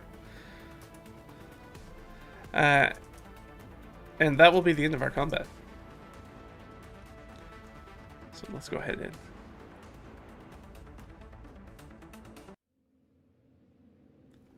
and... let's do this one. There we go. Alright. So we end the combat. Everybody's in there. We're a little worse for wear.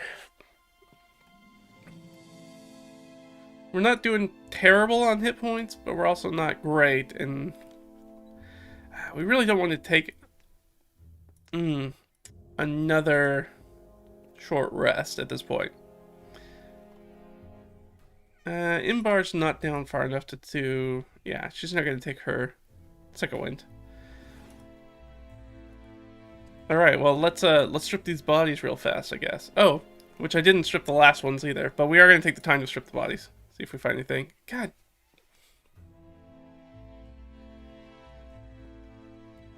Alright, while we're stripping these bodies, more people show up. Alright, well, I'm going to... let's at least adjust this. So we've done 2 of our 3. That would have been with disadvantage. Didn't really matter because we rolled a 1 immediately on checking for that. But that's 2 of our 3 orcs escaped who have alerted other people. So great. We have another attack. Ugh. So they're coming. Let's give ourselves a perception check. We have advantage. We have a bunch of people. We'll use Ott because Ott's got the most sensitive ears. Ott, 12 plus what's her perception? 14, 15. 15. Alright, so DC 15. The room's DC is 17, though, so we're not going to get any advanced warning. We did not pass our perception check because we're sort of stripping these bodies. Because it's going to be like, well, if we pass the perception check, we might decide to run away before the fight gets here. And the trade-off is we don't strip the bodies. But no, we're like, we're going to strip the bodies. So somebody else rolls up on us. Alright, so at this point, we've got a few different factions now. They're sort of in the pipe. We have... let's go all the way down here to the bottom.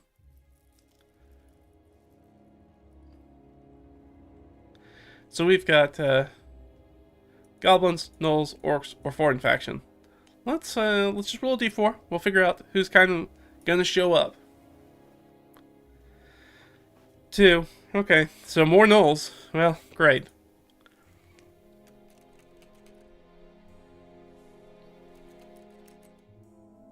Who's this guy? Oh, that's Pack Lord.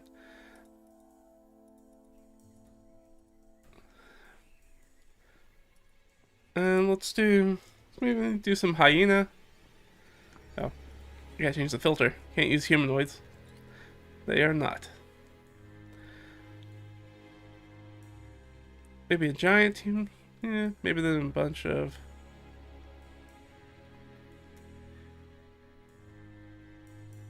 and then maybe just like some regular gnolls. How about that?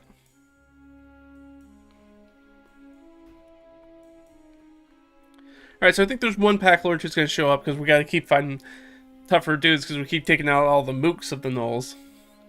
Nobody got away this time, though. Yeah, it seems like they will not let us live. We are infiltrating their base, so it is an issue. It is an issue. We have basically made no headway so far in this session. It's not great. It's a problem. I don't know. We could get... alright, so we could have... alright, let's do like a 1d3 minus 1. Alright, that's 1 minus 1. Alright, so we are not going to have any giant hyena. So everybody else is going to be gnolls. There's probably... alright, so we'll do a d... what was that? That was deadly, right? So a d4 plus 1. Just regular gnoll. Figure out how many... of course. Of course, that's when I roll the high numbers. When it comes to how many people will be trying to kill me. Delightful. Alright. So there's 5 of them. So we have a gnoll Pack Lord and some gnolls. What are you gonna do?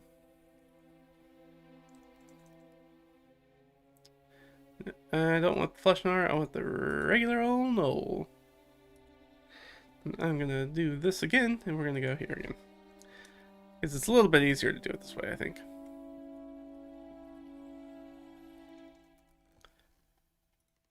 Alright, so we got the Gnoll Pack Lord. And he's got a +2. Alright. So these are the people that are rolling up on us. So we're trying to strip more bodies. We have more people roll off on them. I'm now 2 down on treasures because I forgot to do the treasures for the orcs that we pulled. So after this combat, and assuming we don't have another combat happen, we'll strip all these bodies and I'll do all the minor treasure rolls, and that may have to be where we cut the session. We're going to see what happens. I'm very frustrated that we're not making actual headway. We just keep getting stymied by attack after attack after attack. It's like playing a survival waves in a video game at this point. Alright. Let's get back up here to our... where am I looking at? Combat tracker. There we go. Don't need this. Go away. Alright. So we have a backlord.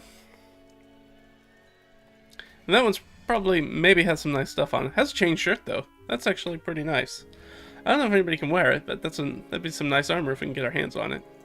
If it'll fit somebody. And then we have some gnolls. And we have five just regular old gnolls. And they got 22 hit points. We just fought a bunch of those guys. Or no, we fought Flesh Gnars, but I guess they have the same points. Interesting. Alright, so we'll use 12 as our basis for their passive initiative, so Leah. Yes. Ott. No. Imbar. Yes. So we're gonna go Imbar, Leah, Pack Lord, Delg. Come on, buddy. Delg. Alright. Perfect. So Ott is going to be in the slow round. Everybody else is getting to go before them. Love that. At least it's good on the initiative. So we can catch them sort of successfully. So we're going to just sort of meet on a common ground. So nobody's really got the upper hand here. Yeah, we don't. It's bad we don't have any detections. Well, it would be helpful if our scout just rolled better. To do things, or we just stop stripping bodies after everybody we kill. But that's the D&D way. That's the only way we get our wealth is by stripping it off of dead people. So, all right. Well, Imbar's up first, so I think we're coming into this fray. It's side A, side B. Are they coming in? Here's a question. I need to know. Are they coming in from above? I think that's likely. +3. Yeah, okay. So they're coming from the ceiling above and dropping down in. Which means they'll probably take some fall damage, because that's certainly above 10 feet. I can't remember if I don't think we actually said how high it is, but yeah, I think they're probably gonna... I think there's probably a rope. There's got to be a rope ladder or something that they can sort of like come down on, so they don't have to jump and take damage, but it does kind of stymie their ability to get into the passages very easily, because they're going to need to come down. Yeah, it is the adventuring spirit to steal things off them. We had that confrontation with some tomb robbers, but I mean, we're not really any better than those people. We're basically doing the same thing, except with more blood. We're just, where they rob already dead people, we rob living people by making them dead. We just add an extra step at the front. We kill them and then take stuff from them. Alright, well, Imbar's going to be up first at the attack. Have any of them... Let's ask this oracle question. Do any of them get into the room first? No. Okay. So, we see them sort of probably drop the rope, and that's sort of like what draws our attention, I guess. Everybody does that, and then I assume probably one of the gnolls is probably getting ready to come down first. So that's who she's going to see. Do they have cover? I don't think so. No. Okay. Yeah. So no cover. So she can shoot at them nice and easily. So yeah, she's going to take a longbow shot then. And miss. Great. Leah. This would be a good moment for it. I don't know if she's going to use it. Do we use it? It's nice to have it in our back pocket, but it's also nice to use it. This could really be helpful for us. It can also be really bad for us if she uses the scroll of fireball. One thing, it's going to neutralize a lot of this encounter if she does it. I mean, she'd really like to be able to put that into her spellbook to record it. But we keep running into fights. The only other thing is that it's definitely, you set off a fireball in the middle of the city, people are going to notice. I mean, people already know we're here. For sure. Oh, what are we gonna do? What is she gonna do?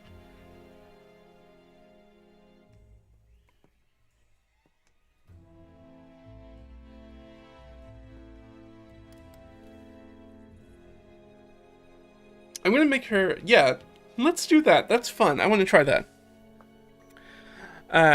She's going to try to do a non-traditional use of grease, and she is going to try to grease the rope that's hanging down. Rather than do an area, she's going to try to imbue the entire rope that's hanging down that they're going to use to descend with grease to make it nice and slippery. So they're going to have to make some checks to see if they don't fall. And then maybe she can light it on fire. But I am going to make her have to do like an Arcana check to do it, I think, because it's not a traditional use of that spell. By any means. Alright. Yeah, there's not really anybody that can help her or give her guidance or anything like that, so she's just gonna have to do it, see if she does it. Nope, that's a failure. Okay. So, does she at least grease the area around the hole, maybe? Yeah, okay. So she greases up there, so they still have to move. Whenever they move, they have to make a dex save to get through it, but she doesn't really get it on the rope. That's a hard thing she's trying to do, and she's very pressed and stressed out, and to focus on it, and she can't quite get it. So it's mainly the grease. Basically the grease spell just happens around sort of the hole in the ceiling that they're going to use to descend into this fountain area.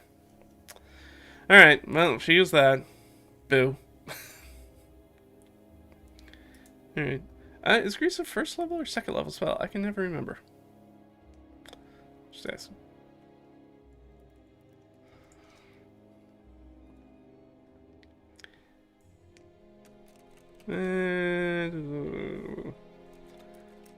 First level conjuration. There we go.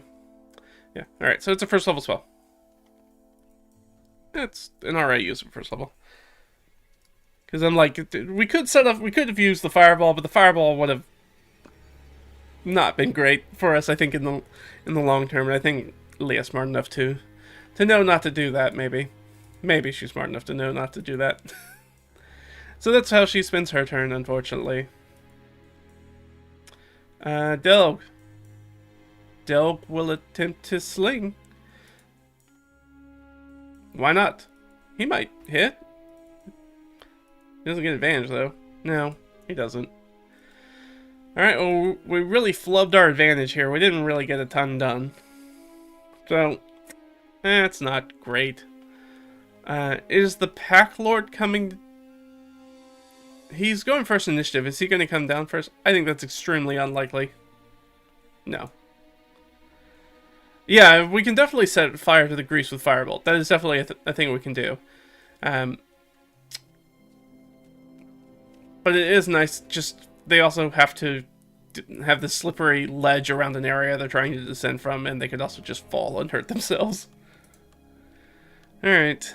So he's up there. He's going to... He's barking orders at them to get down there. And I guess he'll pull out his longbow and take a shot at somebody. Somebody on our team. We'll just go down initiative order. Like, against Leah. They're like, oh crap, they've got a mage, and gonna take a shot at Leah. And miss. I probably should have said Leah moves into cover, but I didn't say that, so she's not in cover. So the Pack Lord misses. One of those gnolls is definitely going to try to descend. They need to make an acrobatics check first. Which, of course, they get a natural 20. So you watch one sort of jump onto the rope and sort of like zip down it and drop down to the bottom, come out. Does have enough? Well, that's the Oracle. Have enough movement to get to somebody? Yeah. All right. There's, like I said, there's 4 of us, and we're not really set up defensively. Pounces on Delg. Okay. Moves up to attack Delg. And we'll hit Delg.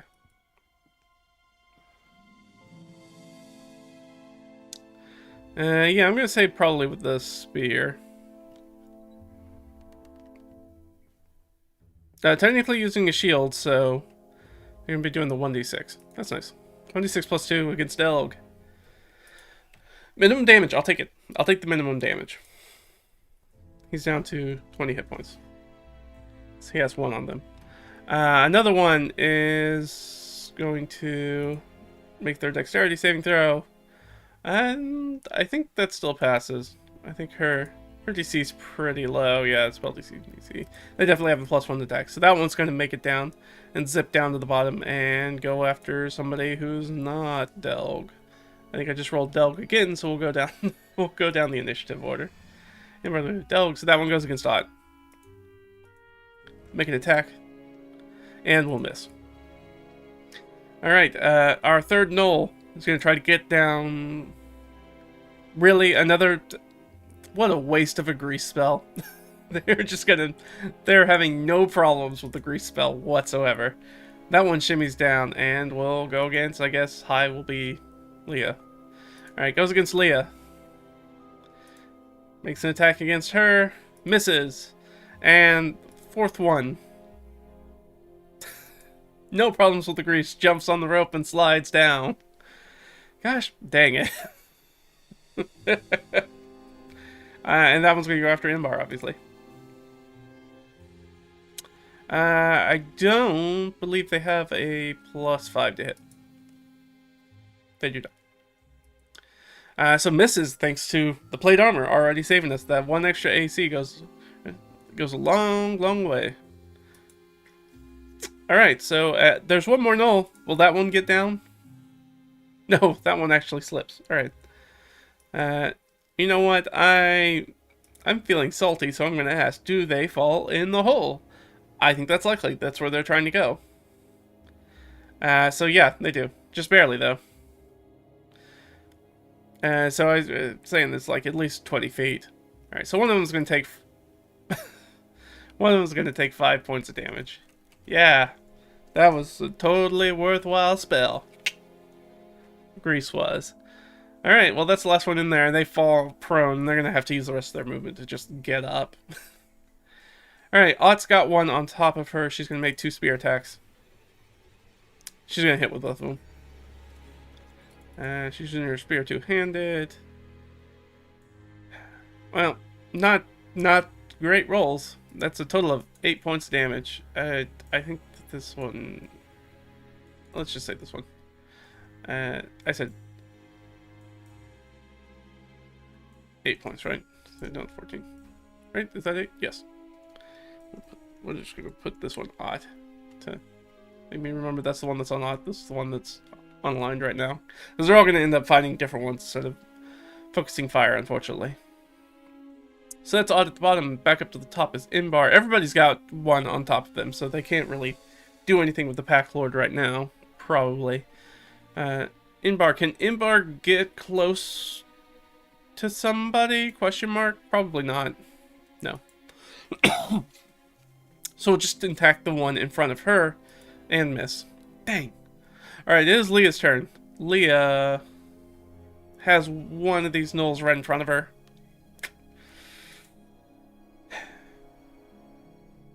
She could try to do the grease up there, but I don't know. I think she has other concerns right now.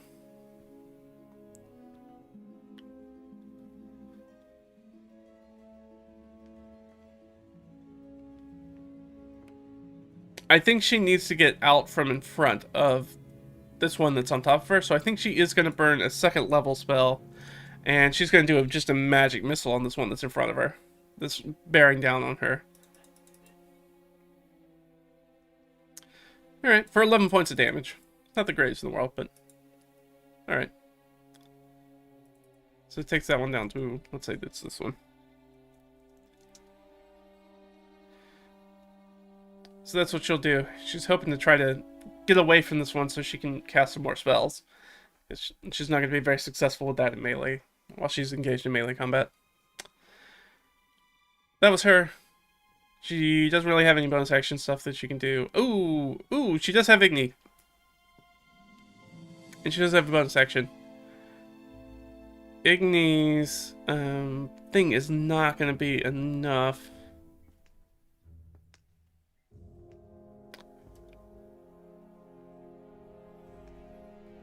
It's immune to it. Yeah, Igni's going to fly up. up through the hole, I think. So he's definitely going to take an opportunity attack. Which is actually going to miss him, surprisingly. Even though he only has AC 13, that's a 12. So he's going to zip up through the hole, and he's going to use his very special fire breath on our lord up there. So they need to make a dexterity saving throw. Which they're going to fail. So they're going to take the 2d6 fire. And then I'm going to give them another 2d6 from the grease. Or I'm going to give them an extra d6 and then ongoing d6 as long as while they're in the grease, basically. Alright, so he's going to take 7 points of fire damage on that pack lord, and they are getting fired up. So lights that entire area on top into flames. Thick, choking smoke. Alright, 7. And then he's going to fire to grease. That he's going to have to deal with. And we've done this before, so we know that this works pretty well. And that one's going to zip sort of out of range. Igni's pretty he can fly, so he's going to stay sort of out of melee combat with anybody. Probably goes back down within the fountain room, just towards the ceiling, so they're kind of out of combat because they're not really hardy enough for combat. That's going to be Leah, so it's going to be Delg. Delg's got one right on top of him. He's going to take out his spear and try to attack that one. And roll a natural one. Great job, Delg. The Pack Lord. Pack Lord is going to take some damage. Immediately take some fire damage. Ooh, ouch.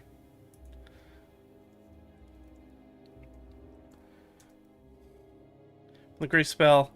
Yeah, I think with the flames and the smoke that comes with something like a grease fire, there's no way he's staying up there. He's going to try to jump down. So he still needs to make the acrobatics check because there is still grease, but I'm going to give him advantage on it. So he'll pass it. That's a 14, and that beats Leah's DC. And he's going to jump on the rope. The question I have is the rope going to snap because it's on fire? No, the rope holds hardy, and the Pack Lord's going to zip down to the bottom. And then is going to turn around, and he's going to use his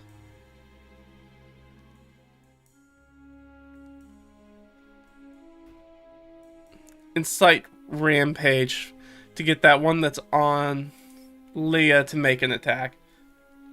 They're barking at him in Nolish right there. They're sort of just barking back and forth and yips and growls and stuff. So that one's going to take an attack on Leah. It's 14, which is actually not going to hit her. She has a 15 AC with her mage armor. So nice.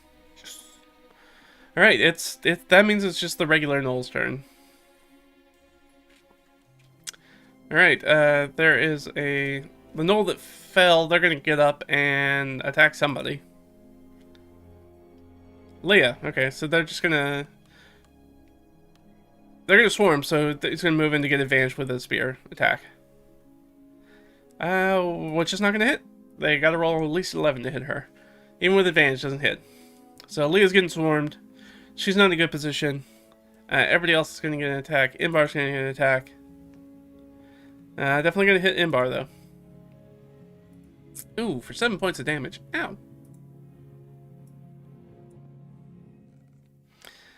So that makes 7, so 25. Alright, so that one hurts. Against Leah, has advantage now.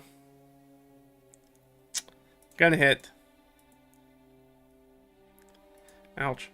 Also for another 7 points of damage. So this is not going to be a good fight for us. We got swarmed. We're not in a good position. Things can go really badly right now. Against Delg. Gonna hit Delg. Delg's gonna take 6 points of damage. He's down to 14 hit points. And then, of course, there's gonna be 1 on Ott, which is gonna miss. Alright, so that's our Knowles. Down to the bottom is Ott.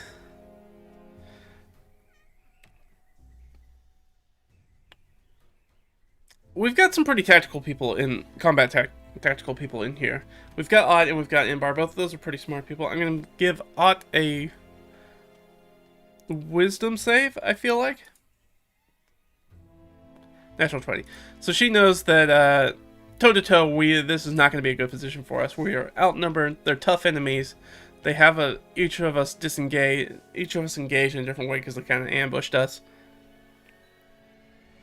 So this is not good for us. And she's going to call for a retreat into the tunnel because they know that the tunnel tactic works as a choke point. So she's going to call for a retreat into the tunnel. And she is going to make an attack, or a couple of attacks. Gosh dang it, and miss with both of them. And then she's going to use her disengage action to get into the tunnel, which is the way that we got into this area the first time.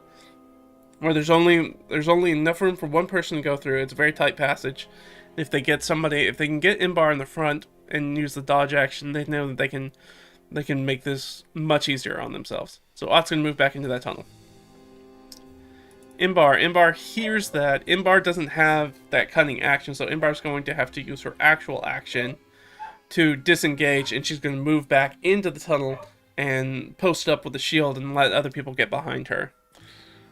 That's unfortunately how she has to spend her entire turn. Leah's going to hear the call. Leah's going to disengage and run back as well. She'll run back with Ott behind Imbar, who's holding up the tunnel at the choke point. And Delg can disengage, because he does have his cunning action, so he'll at least try to get a stab in with his spear. Nah, that's 10. And then he moves into the back as well.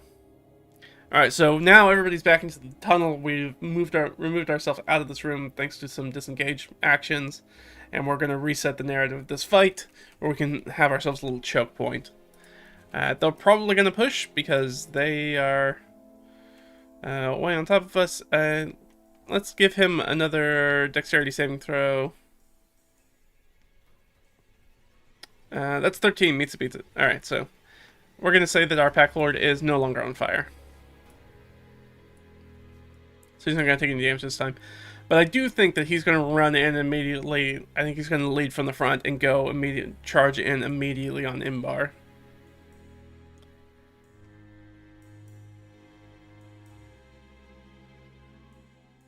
And uses its Insight Rampage. Okay, so it's Insight Rampage.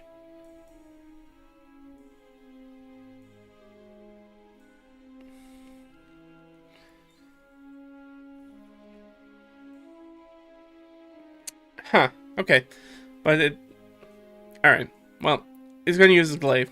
That's what he's got. He's going to make 2 glaive attacks. Going to run in. He has +5 to hit with those glaive attacks. Against Imbar. And then just slams. It's a big weapon. They're trying to fight in this tiny tunnel, and you can just hear this metal scraping around the stones as it bashes off the stones, or bashes off of Imbar's shield as she holds it up to defend everybody. So the Pack Lord, somewhat neutralized, can't really use his reaction to do anything, his bonus action to do anything. It is the Gnoll's turn. There's only room in there for the Pack Lords. The rest of them are just going to take sort of pot shots. Pretty much at Imbar in the front. So there are 1, 2, 3, 4, 5 of them. So we'll get 5 attacks. That's 6. Alright. What do they have +2 with their bows? So they drop their spears. They're pulling out their bows. They only have a +3. Alright. So that 17 will hit. That's the only one that hits though. With their longbow. 1d8 +2. Ooh, 8 points damage. Ow. So Imbar doesn't look great. It's not looking great. Guys, I don't feel so well, Mr. Stark. It does not look. This is gone from bad to worse. Ooh. Alright, at least only 1 hit. That's a good thing we came back in the tunnel, because this would have been... That's the only thing that saved us. Or is technically saving us, because we might not be saved. We certainly aren't saved yet. Alright, those are Gnolls. It's Ott's turn. Ott drops her spear and pulls out her bow. Going against the Pack Lord in the front, because that's really the only person she can see. That Pack Lord fills the tunnel. She will make her 2 attacks on it. And she has a bone +5? Yeah, +5. Does a 16 hit this thing? Yes, okay. So she's gonna hit with 1. For 4 points of damage. Oop. So that's really, it's chip damage. We really need some stronger attacks than that, but that's where we are right now. That's what we gotta do. Alright, Imbar. Imbar is going to second wind, first and foremost. Okay, good. It's that plus her level, so she gets 11 hit points back. And she sort of collects herself.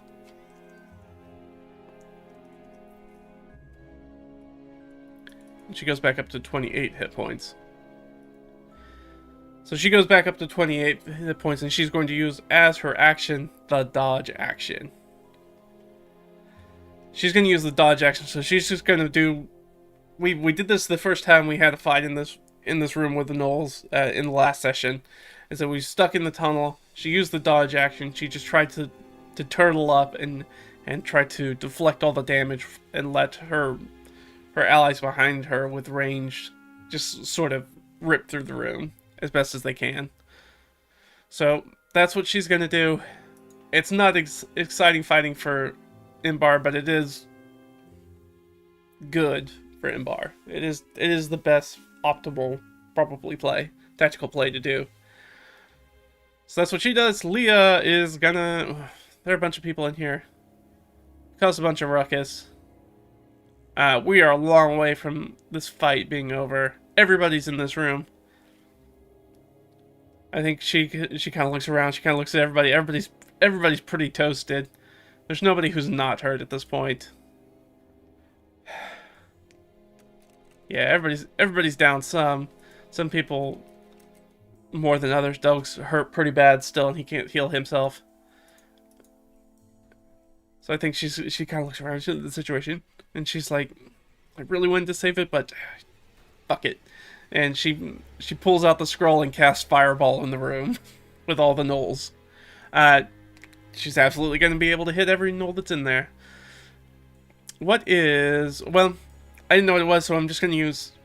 It's scroll, so I don't really know what the DC is, so I'm just going to say the DC is the room DC, which is 17.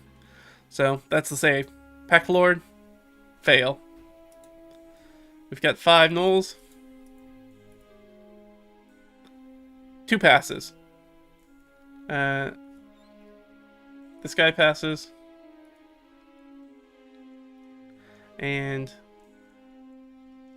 this guy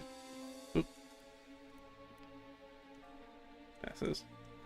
Yeah, these are technically not on any people anymore, so we can kind of remove that from them.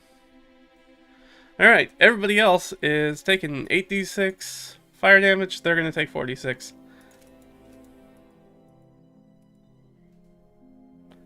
32 points of fire damage. Bye, Pack Lord. Bye, guys. Bye. Bye, everybody. Goodbye. Bye. And that's 16. This guy has 1 hit point left. So, she pulls out her scroll and casts Ye Olde Nuke. And that the room explodes with fire. There's a chimney of flame that bursts up through the hole that's in the top of that lines the street above with flames across the ruined buildings. I mean, that place was already... The slow fire of what was left of the grease spell was still sort of crackling, and this pillar of fire just shoots up through the middle of it. And yeah, so Leah no longer has a fireball scroll. I really wanted to save that, but it was going to be a tough fight. I think it's a good use of it. And, you know, it does what it says it's going to do. It absolutely took away that encounter, pretty much. There's Delg. Delg can't talk to this thing we are fighting. He sees twitching movement in the darkness after his eyes are adjusting. He'll miss, of course, because of course he will. That gnoll will make a Morale check, I think they're going to make that with kind of disadvantage. I don't think they have an 11 charisma anyways. They do not. So the question is, this thing's going to... Can this thing run away? Because it is so hurt. Oh yeah, it can. Alright, so it's... It starts booking it. There's only... So there's the way that we are, which is towards the exit. There is... The room that gnoll probably knows is a dead end. Does it go that way? I think that's extremely unlikely. Okay. It turns and it books down the hallway that we came from previously into the reverse gravity chasm room that's been destroyed. Which we know is a dead end. So... Yeah, I think I'm not even going to play it out. Everybody's going to get a pot shot. We're going to kill that last gnoll. There's no ifs, ands, or buts. They don't have anywhere to go. They're either going to fall down that chasm or we're going to murder them. We just have to get one hit on them. So, yeah. That's done. Those guys are all done. So now we are up to 5, 6, 7, 8, 9. So we have 9 things of treasure that we need to roll for. And we are absolutely going to take a short rest. Does anything show up on the short rest? No, but technically we have one last one that we need to roll with disadvantage. No. Okay. So we take a short rest. And we need to do some house cleaning. We need to do a little bit of house cleaning, but we're not going to get interrupted. So let's do arrows for Imbar. Good. Arrows for Leah. No, and Leah. Ott. So Ott's down on her arrows. Not great.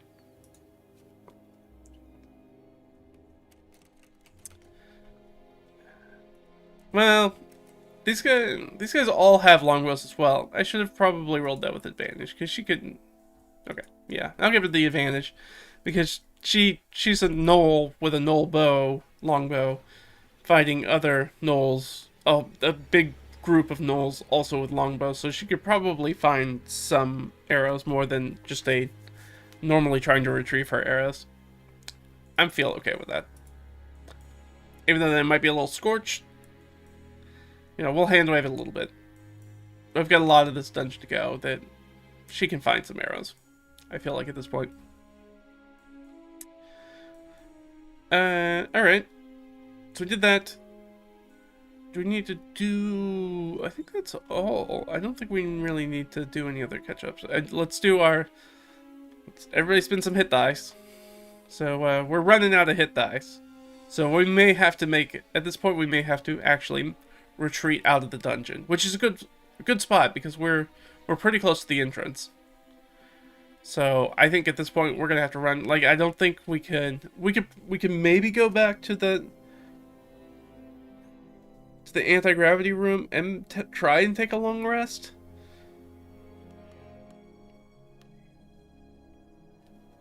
Maybe we do. Let's do our short rest first, and then maybe we'll try to go back and take a long... That sounds weird that we're going to take a short rest, but we have to... There's a chance we're going to get into a fight. We can either leave the dungeon or try to find a safe place to hole up to take a long rest, which would be that room, but that's a dead end, and there's always, you know, it's not a good situation. We really don't want to box ourselves into a hole, and we can't probably hide anymore. We've got such a large trail of bodies at this point of people who've gone missing. Like, this room has already had one gnoll fight in it, so there's like almost 20 corpses in this room between hyena and gnolls. So I mean, like, people know that a lot of people got killed here. And a lot of those bodies are still actively on fire right now. The fat hissing, popping from their dead bodies, and that terrible smell of burned fur. But, yeah, I think we may have to leave. I don't think we can go any further, unfortunately. It's not what I want to do. I really wanted to try to do this whole dungeon in one push. But we're burning through hit dice. Delg's out of hit dice, basically. And that stops our ability from healing in between encounters. And we don't have anybody who's a good enough healer like a cleric or a druid to push that. So I think we're gonna have to fight. We're gonna have to get yeah, we'll do the loot for sure, but we're gonna have to do a tactical retreat. I don't think we can stay in this dungeon. This is a hard challenge for our group. So we're gonna have to come back. We're gonna have to rest back and then come back, I think. So that's the plan. But let's spend our hit dice real quick because we might get into another fight. So I want to do that first. Well. All right. So 7, 8, 9. So only gets 9 hit points back. Gets to 23, and Delg is officially out of hit dice, but can heal himself again. I don't think we want to do that yet, but can heal himself again. She's down. Let's see. She'll spend a D8 first. All right, that'll give her 5 hit points. I'll put her up to 33.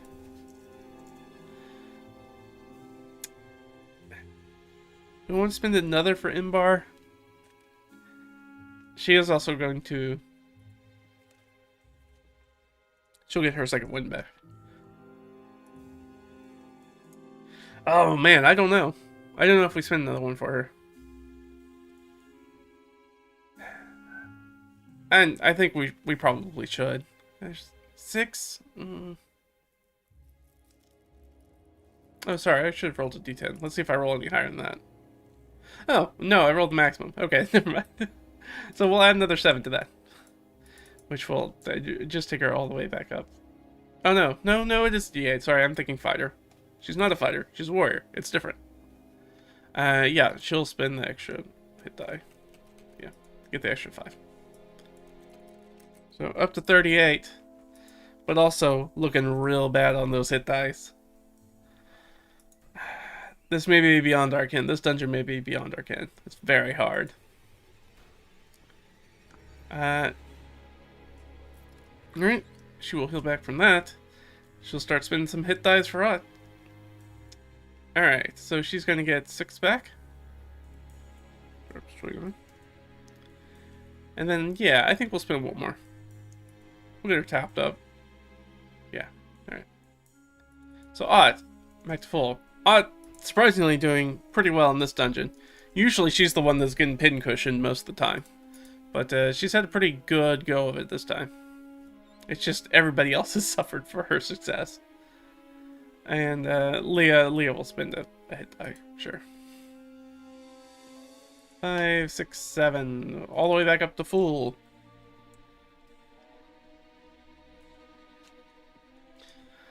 Alright.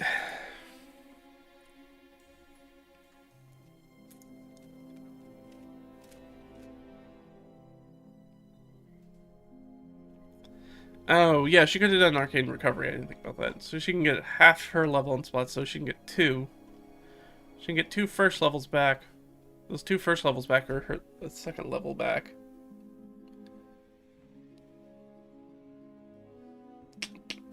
She still has 2 second levels, so I think she's going to do that. I think she's going to get 2 first level spells back with her Arcane Recovery as a wizard as she goes back over through her book, looking at her spells and refreshing her memory on them. She feels invigorated, soaking in sort of that ambient mana, that energy of the world, pulling it in that she can use as part of the weave for herself. Alright, so everybody, we finished our short rest in the process, so that way we could get out of this dungeon and take a long rest, which is going to be best for us, because we don't really have a great place to hide here. So we may have to come in from a different angle. We might have to enter the dungeon from a different area next time. But what I'm going to do is I'm going to take a short break, and I'm going to refill my coffee, and we will roll the loot, and hopefully we'll finish the extrication from the dungeon. We'll disembark from this dungeon, and that will probably be where we call it. But let's see how it goes. We haven't been rolling very good on the on the random encounter. So who knows? There could be a lot more fighting in our in our near future. But I am going to take the break, and I'll be back in just a minute, guys.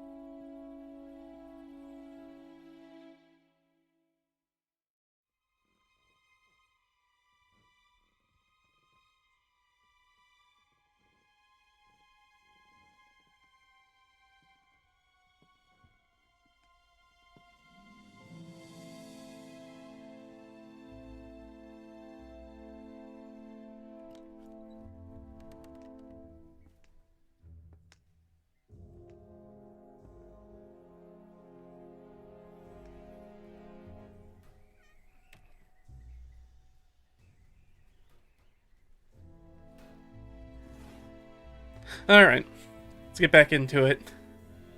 Let is going. Do, do, do. Alright, so I said we were going to roll some treasure. I said that, and then I didn't get out my thing. But I need.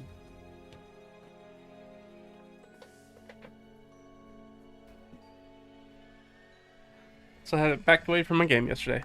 A handy dandy DM binder. Let's go ahead and roll over that. I mean, yeah, I still need some of it, but it's like some of it's in the other sheet. I forgot. We can look at that part, I guess, and then I'll just hop over here if needed. That will also work. Because most of it's over here. So let's go to fit. Fit. Alright, we need some treasure types. I'm not gonna cast a curse spell, I mean. Yeah. Thanks. Welcome back.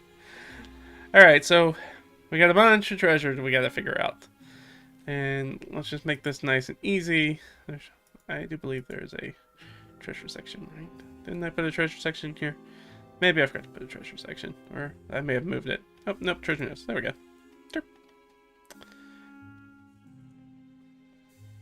Alright, let's go with oasis.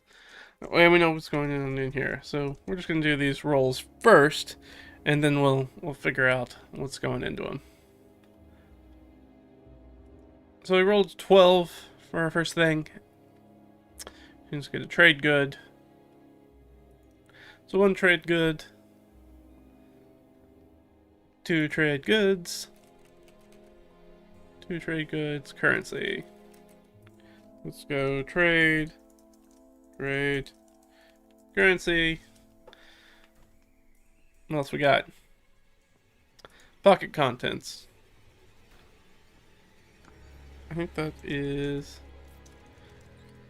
also currency. Let me double check. I'm pretty sure A17 is currency. Yeah, we're using this line right here, in case you're wondering. Pocket contents. Pocket contents. Pocket contents.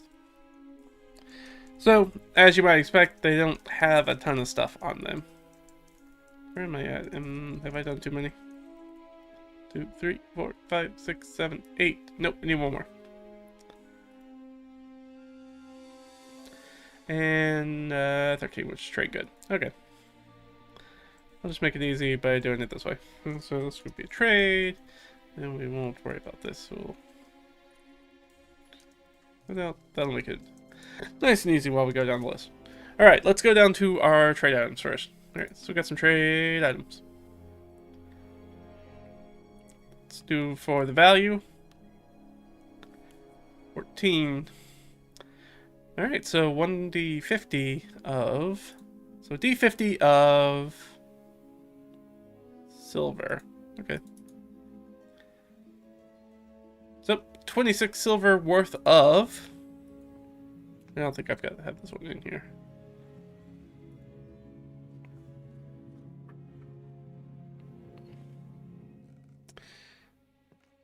Clothing. Alright, so there's some decent clothing in here. It's probably not worth actually picking up. So 2.6. I'll just write it out the other way. Of clothing. So it must not be like super fine clothing because it's not super expensive. But we find some clothing, some bundles of clothing that they've maybe picked off of other people, some scarves and gloves, things of that nature. Maybe a hat, maybe a pair of boots. I don't know what Knowles would be doing with boots, but maybe there's some boots. All right, let's keep going. Most of this treasure is extremely limited, and every time that I do, and people who've watched this know that Most of this is extremely limited low-level treasure, like to the point where some of this stuff is not even worth actually calculating. We'll find it, but we'll be like, yeah, I'm not gonna carry around a pair of boots with me. I have boots, or I might swap out my boots if they're the right size and in better condition. But otherwise, there's no real need to carry around an extra set of boots, especially if they're not particularly fancy or magical boots. All right, so we rolled. All right, so another D50. D50 of silver again. All right. 46 silver worth of. Ooh, narcotics.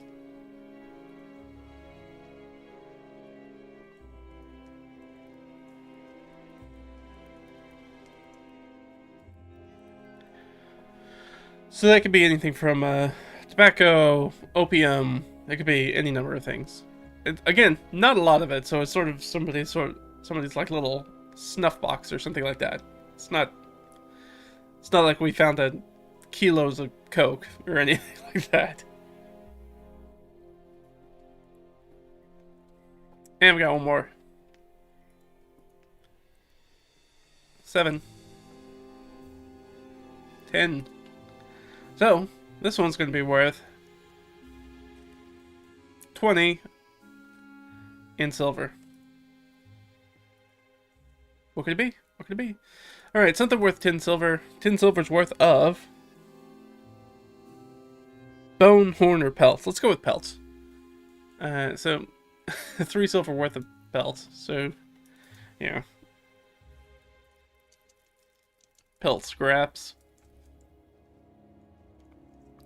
Yeah, most of these are probably, let's say it's bone scraps.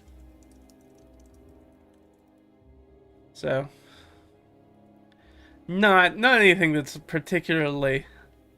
Yeah. There's lots of people have drugs in my games. They just have them around on them. They could have flasks on them. They could have little pouch of white powder. They could have all sorts of stuff on them. Could just be cigarettes too. That also falls under narcotics. And we just have 2 things of straightforward currency. So we just do the same thing. We just kind of go, all right. So we've got 11, so 1d20 copper. Oh, good. So we found 5 copper. Good to know. Don't have a lot of money on them. And a d20 of silver. Alright. 13 silver and 5 copper. So, again, just kind of walking around money. Not people aren't loaded down with lots of expensive jewels or anything like that. So I'll just collapse these. So it was 15 silver, right, and 5 copper. I think is what I said. If not, it's going to be close. And we have some pocket contents. Pocket contents are a little bit different. Pocket contents can be both very high value or very low value, kind of depending on what you roll. So, but this is more just sort of random stuff they have in their pockets. 54. Go down here. 54 is up. Somebody's got a purse of 6G. Alright, so that's where the real money was, so 6G.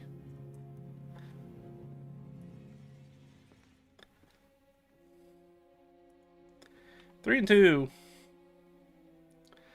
Find some food on them. What kind of food would they have? I think it's probably like chickpeas or something like that. If we were down in rations, I'd let us maybe see if we can resupply our rations with that. Let's say,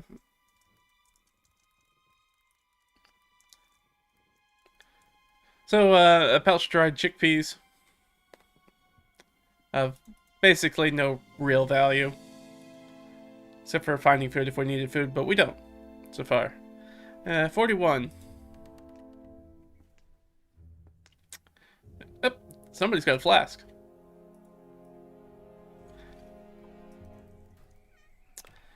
Let's ask the question, does it have anything in it? I mean, probably. Yeah, okay. Something quite fine, I think.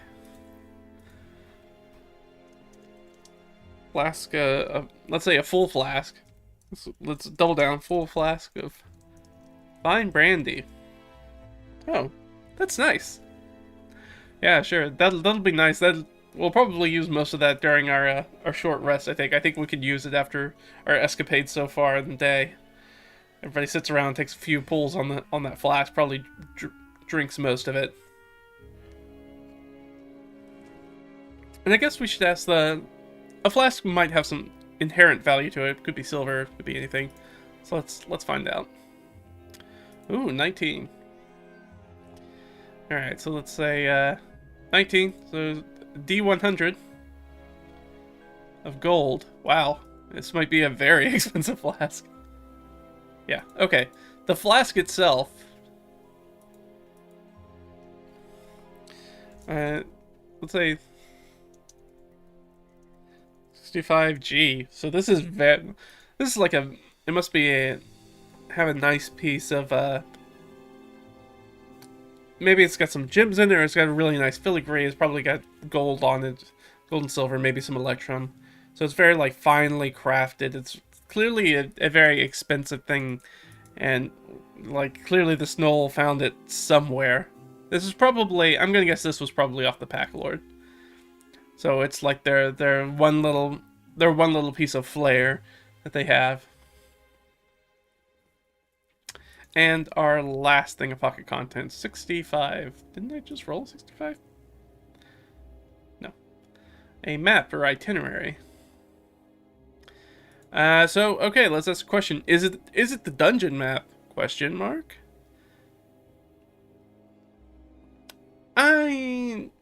Probably not. Probably not. So -3. Is it a map of the dungeon? Answer still yes.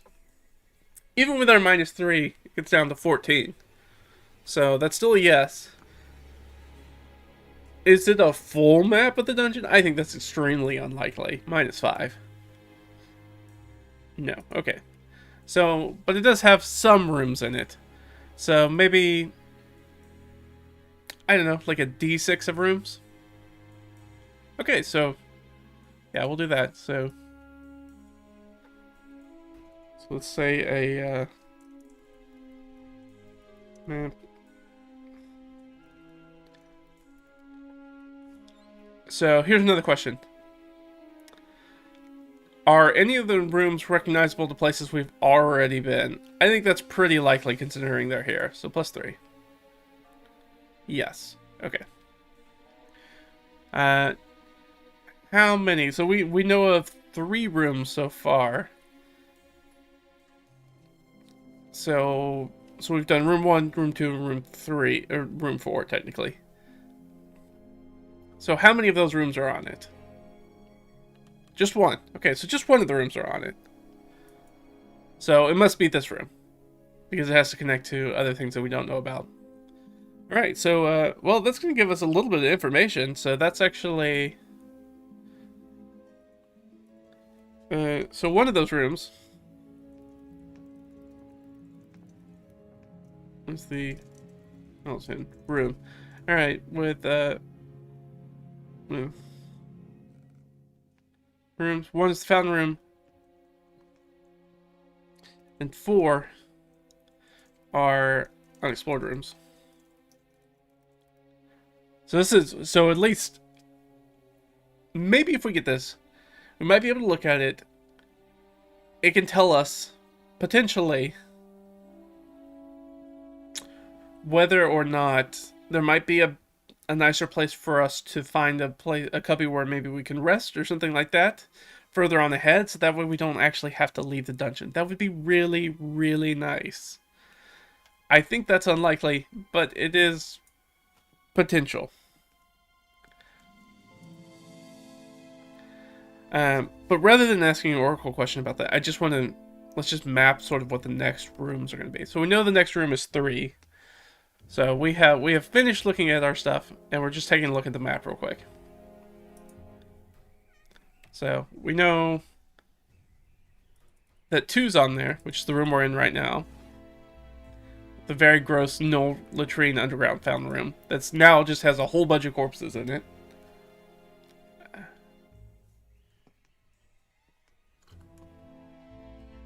So let's just go through our dungeon and let's build out at least in the next few rooms. We can figure out what these rooms are as we look at it before we explore any further.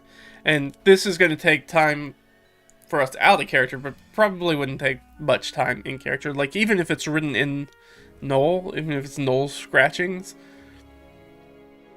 Ott can read those, so we don't have to worry about like translation or anything like that. So we have the ability to read it if for some reason they're not in common. Alright, what's the size of this room? Small. Another small room. And what's the thing? Oh, sorry, we're doing D6 for theme, sorry. 1, 2, 3, 4. Alright, so more gnolls. There's another small room. Little theme. And then what is actually in here? So I like, let's roll 2d20. I'll choose one I like or push them together if I want. Let's go up a little bit. Find out about our room. Alright, so we rolled an 8 and 11. So a crypt and a knowledge area. Okay, so I think this is like a crypt and knowledge area, so I think this is like a morgue area, a place where they were doing sort of like autopsies and vivisections, dissections, those sorts of things. So that's a sort of weird medical area where they were trying to figure out what the magical effects of this water was doing on people. So yeah, okay. So this is sort of a vivisection or dissection room. And what's the DC for this room? We won't be able to tell that by the map, but... Oh no, I rolled high. That's not good. It's still 16. That's not too bad. Okay. I catastrophized that one. And as some sort of details, kind of what's going on in this room. So 4 and 1. Evidency of occupancy or passage, yeah, for sure. And for a minor or utility magical effect. So I think this is probably a room that has magical lights in it, because that's going to be, you're going to definitely need plenty of lights on it if you're doing some sort of like surgical things, doing investigations of that sort. And then it seems like there's probably gnolls have been using this also as a camp. So maybe this is a so magical lights, and there's also going to have well, I was just assuming null. Is it null occupancy? I think it's highly likely. +5. No, okay, so it's somebody else on the theme. Oh.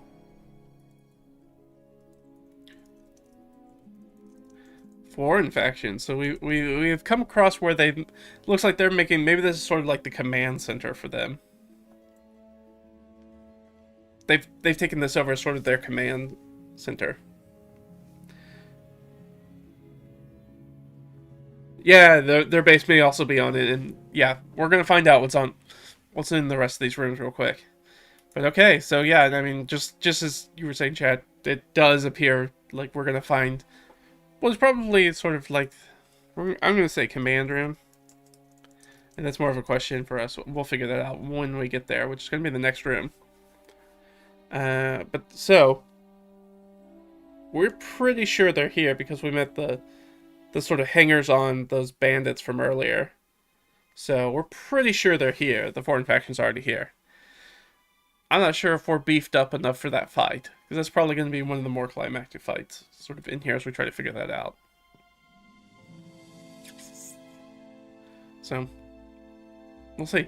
And 2d6, let's figure out what's actually in this room. 5 and a 1. Okay. So, there's just a creature in it. Or creatures. So, that's actually not too bad for us.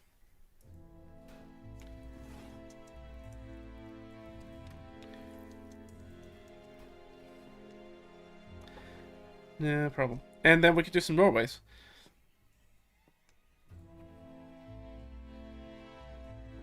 One, two, three. So it's gonna have. Sorry. I know. I know I talked about this on the last stream, but like I really wanted an option to do sort of a digital map. I just don't. All the options I was looking at it for the dungeon just were more cumbersome than they were going to be illustrative. I feel like so. Unfortunately, I'm just kind of doing it by hand, and we're just gonna have to deal with that. Sorry, guys. You don't get to see it. It's not that impressive. It's just lines on a page. It's just sort of like a mind map kind of looking thing. Command? Question mark? Alright, so they are going to get a off to the right. And we're going to make that room 5. Okay. So we have an exit to the right.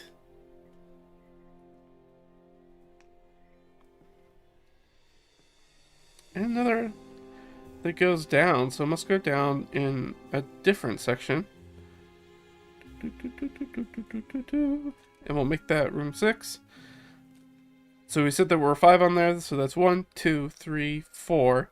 So there's potentially one more room that we know of on this room. 2. That's technically straight ahead. 7. And we'll roll again, but actually we don't need to roll again. And then we're going to see if there are any, if they note at least any secrets or exits. So to the left, no. Behind us, no, and above us, no. All right. So no secrets or exits. We would have to find them, but we just know right off bat there are. And I don't think we're gonna know what the doorways are yet, as far as like what they're made of, but we will have the doors. So we have straight, we have right, and we have down.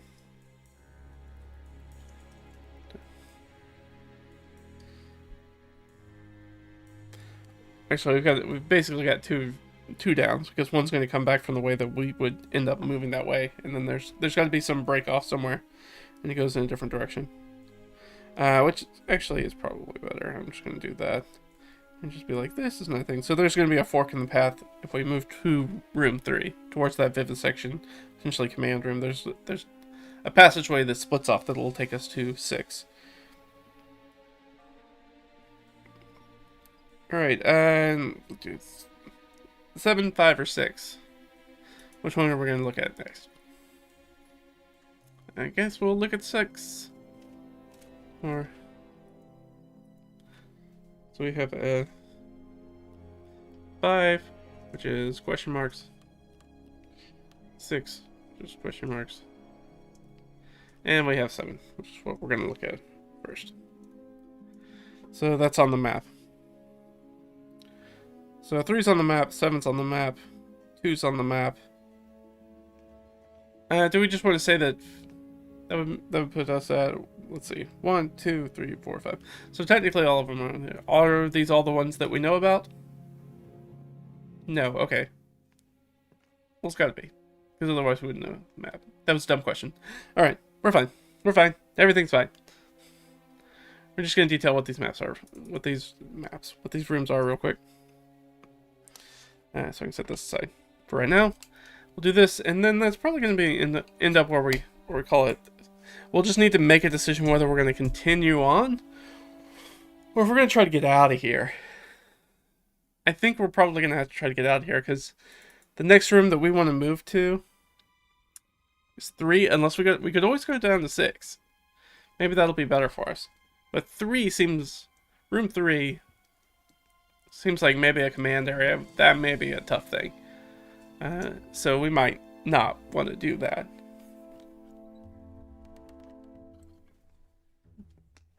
Alright, let's just go down the roll here.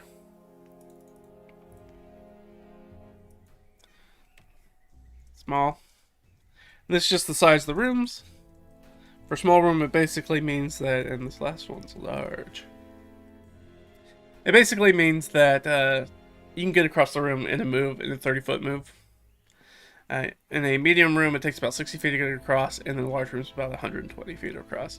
So it also gives you an idea of like ranged weaponry, what's going to be useful in ranged spells, what's going to be useful, and what sort of rooms or what rooms you're going to have to move around in to be able to target things. All right, and let's do our themes. Ooh, 552. Orcs, ancient facility.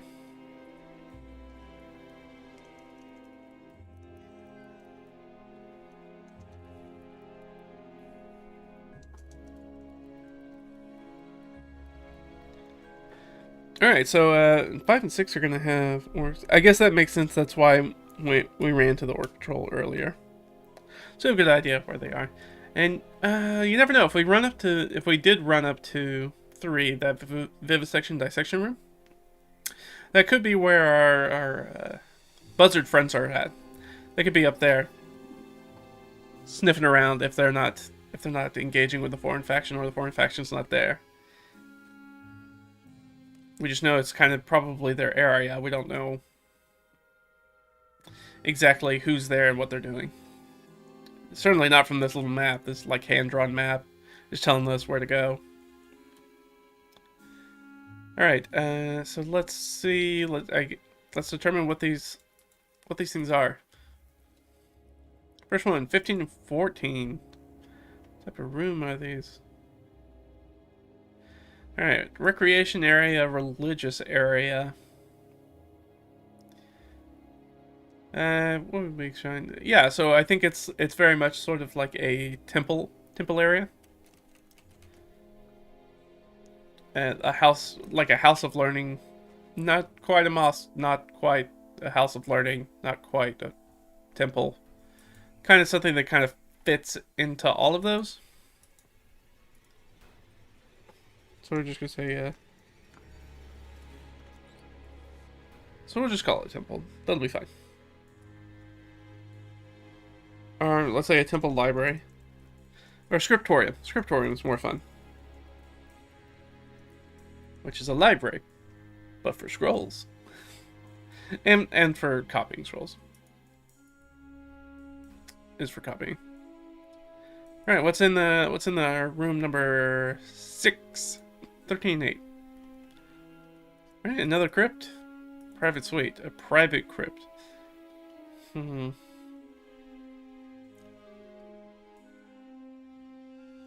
could either make it like a private research area, but we've already got a couple of research areas in here. So maybe this is sort of, yeah, I mean, it could just be, it's literally like a family mausoleum. It's like ancient family mausoleum. Oh, we didn't determine how well they're doing. We'll figure that out because I didn't do that for 3 either. That's fine. The general room aesthetic has been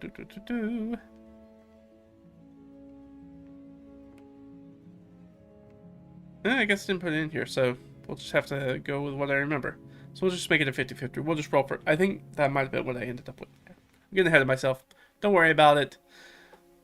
Let's just keep going. And then let's roll for number 7. We'll fix that here in just a second. 4 and 10. Audience chamber. And a food area.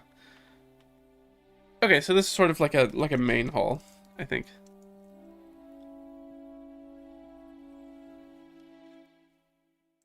Main hall or like commons area.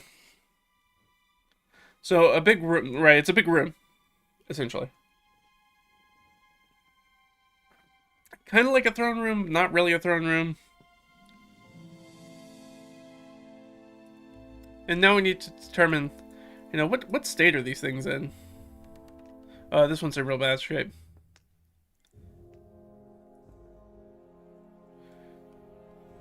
So this is going to be actually a destroyed vivisection dissection room. So it's in real bad states.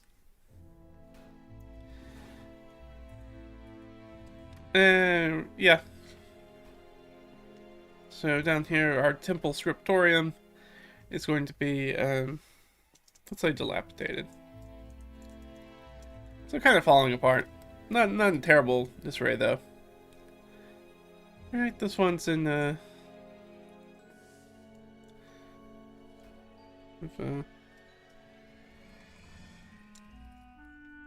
say patched. Or let's say worn. Worn's a better term. Or worn.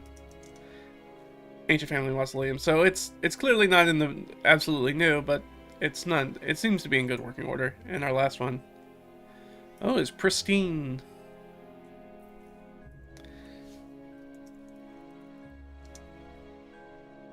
So it's in sort of the main hall for whatever reason is in great shape. So that just helps us know when we're looking for those qualifiers, like is it crumbling or falling apart, is it in good condition. That tells us whether if we're going to roll for hazards or obstacles or tricks and traps that are active in those areas. It's just a slight difference. It's just helpful for me to know. Yeah, we did those rooms. Technically I don't think we know what was in these rooms, and we don't know what leads out of these rooms. So I think we're good with that. Now, if we can make it to 5 would be great. I think a temple scriptorium is a really great place to probably hole up, as would be a family mausoleum. Definitely not the main hall. So the ancient family mausoleum, we're very close to that. We could try to make it there. We could try to make it there and make a rest there, and then at least we wouldn't be around all these bodies. Because if we keep hanging out in this area, we're going to keep getting attacked. We haven't moved enough geographically in the ruined city to kind of lose anybody who's trying to patrol and find us, because they definitely know that we're here. So yeah, I think that's what we'll do. I think if we can rest in the dungeon, that will be best. A mausoleum, somebody's probably not going to be looking for us in there. It should be pretty well built. And I don't know if we know if it's worn or not, but if it's on there, I'm assuming something that's like the vivisection dissection room. I think there's probably a note on there that if there were any hazards or obstacles to avoid. So I don't think there's probably one on the worn mausoleum on this. So I think we can run up there. If we do it that way.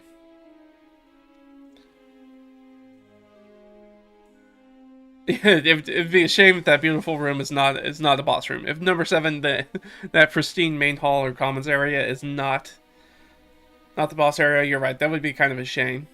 It's likely that we're gonna kind of push things towards that if we need to. We might lean on the dice a little bit to make that happen, or just throw them out the window, which is perfectly fine when you're doing solo. I'm always of the mind that a good idea will trump random rolls. So you are correct. That is probably where we're going to put a big bad somewhere in there. But we need to rest. Because we are low on hit points. But we're especially low on hit dice. And the only way to get back our hit dice is by resting. And that's dangerous. But it is what we got to do. Alright, but we've picked up all our stuff. We know that we got our short rest done. We can move down this passage and take a fork that'll take us to 6, which is the Warden Family Mausoleum. Which may or may not be where those orcs ran off to.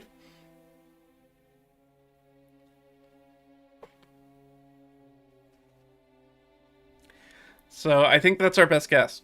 I think that's our best plan of action. Is to go check that out and hope that there's a place to wear down. Because even if we have to fight ourselves out of here, we're going to have to fight through... We're going to have to make at least a number of checks to get through here. Just as many checks as it would take us probably to get further into the mausoleum. So I think let's go towards the mausoleum and hope for the best. Leah is pretty open with her spells. She's only 1 spell down because of her arcane recovery.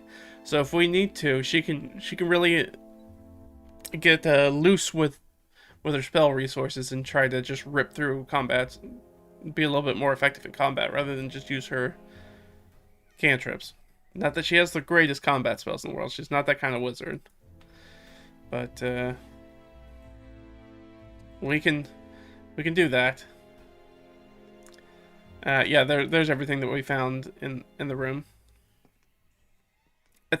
In between the last session and this session. Alright, so we're going to charge ahead. We no longer have disadvantage on these checks to see if we come across wandering monsters. We're going to have to go down basically 2 passages, though.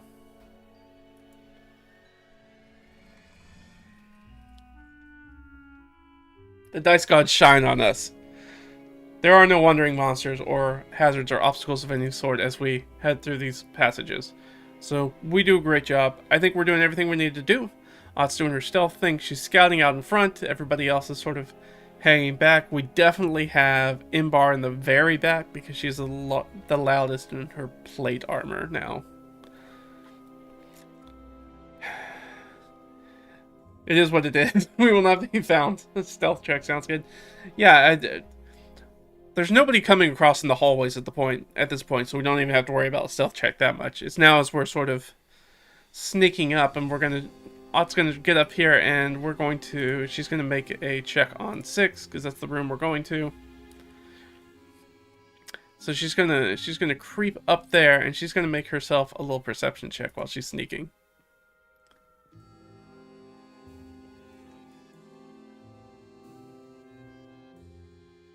These dice, they're killing me. They may kill us. That's not great. Alright, well, we saw a whole lot of nothing. I know that the room DC is not going to be 1. It wasn't even high. It's DC. It's a DC 11. It's not even a difficult one. It's unfortunate. Okay, well, she goes up there and she doesn't really see anything, I guess. That's good. Let's ask, does she at least see the dressing in the room? Yes, okay, alright, let's at least roll for the dungeon dressing, I guess. 4 and 3. So, worn. Oh, we got the remains and the minor utility magical effects. Alright, so there's definitely... There are entombed bodies here. So we have entombed bodies.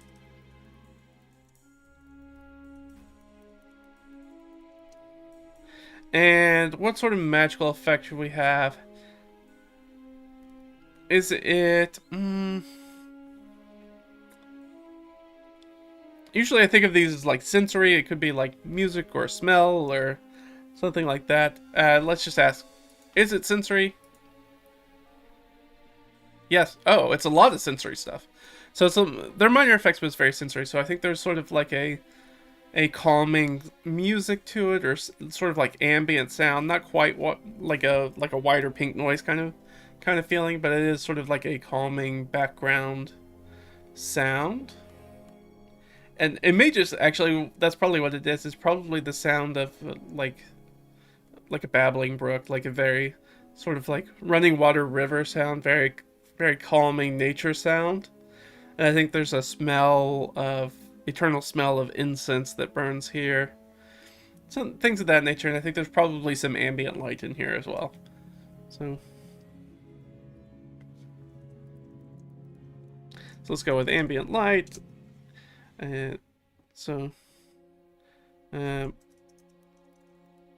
permanent smell of incense and illusory sound of running water. So it does have this sort of feel to it. It's very sort of calming kind of sensation to it. Now it makes maybe more sense like why I couldn't find anything in here, because there's some sound and smells that are kind of clogging up her senses in sort of like an ambient light. So she doesn't really find anything. She kind of comes back and gets the rest of the party. Well, I don't see anything. We should go ahead and go in. Alright, and they head in, and I absolutely flubbed my our perception checks, so whatever's in there is whatever's in there. We're just gonna walk right into it, basically. So let's find out what's actually in there. Okay, so 4 and 2. Alright, so there's some sort of hazard, there's some sort of hot, and some sort of treasure. Actually, there's going to be a treasure times 2. Nice. So this is going to be a hot. And treasure x2. Nice. That means that it's guaranteed that there's going to be some sort of magic item in here. Very nice. Makes sense. But more importantly, there are no people in here. There are no creatures in here. So this is giving us a good idea as to maybe this is a nice place where we're going to... It's a warm family mausoleum, so I assume there's like a... I guess, let's ask. It's not really an oracle question. We can just ask for the doorways. Give me a type. I'll roll 2 types and see which one I like better.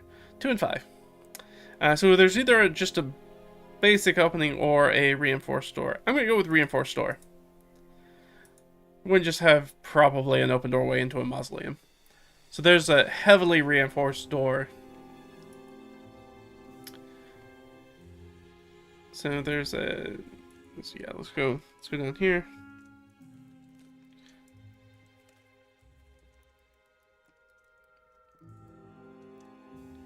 Heavy reinforced door. And let's just confirm.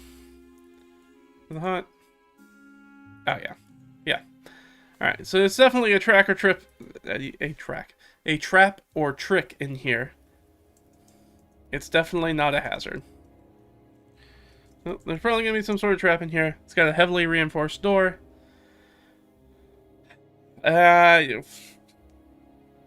What's the status of this door? As we investigate it. Status of the door is 3. It's locked. Is it magically locked? No. Okay.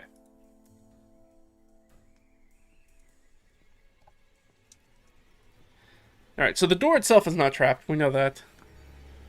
Oh, a magical trap. Especially with the mimic, yeah. Just the game I was just playing with some friends. We just had to deal with the mimic. It was fun. We actually ended up not fighting and killing it. We had to do some other things. It was more of a puzzle kind of encounter. Right when I wrote about it, there is a trap. Yep.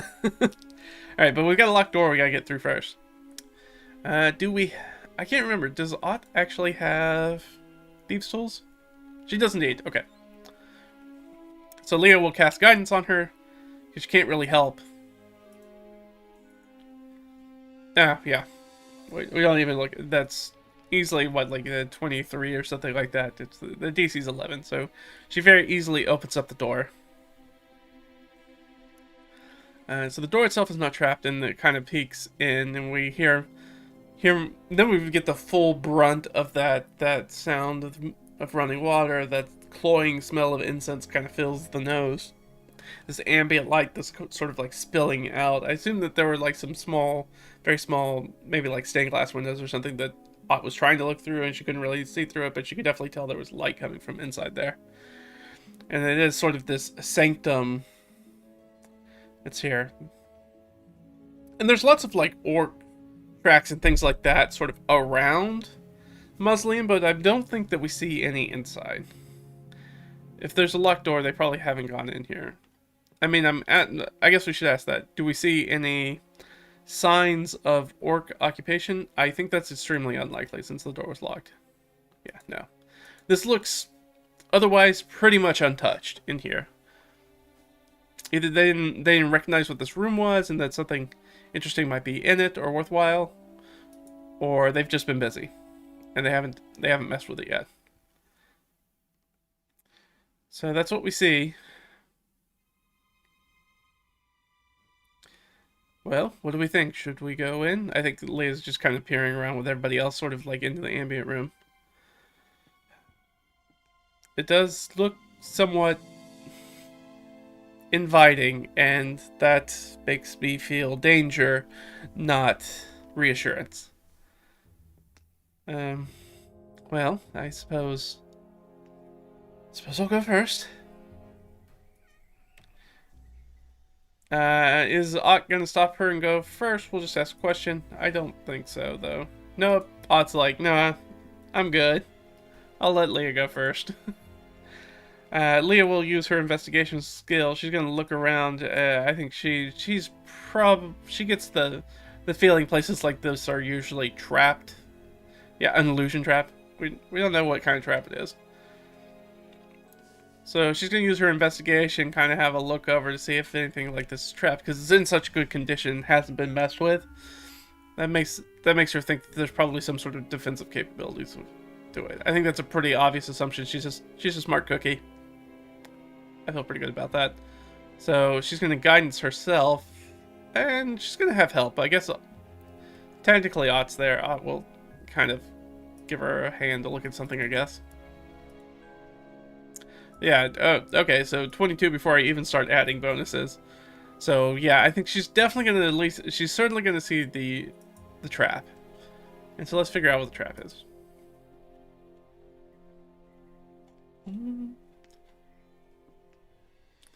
So the trap trigger is ooh, it's got a time delay on it.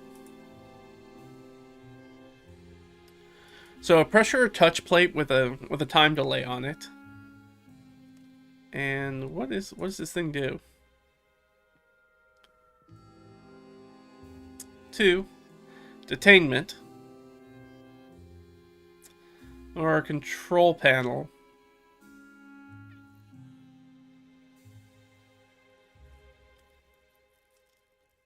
Ooh, I think maybe there's a power. So everything that we've come across so far, as far as the arcane research facility is concerned, has been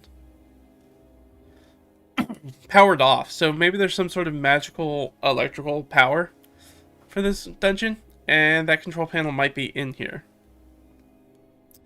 But that it also seems to have a detainment, so it's pretty easy. Like as they're looking around, she looks at the back side of the door, and she can see there's a spot where like a grate is supposed to come down that's supposed to like lock somebody in here if they mess around the wrong way.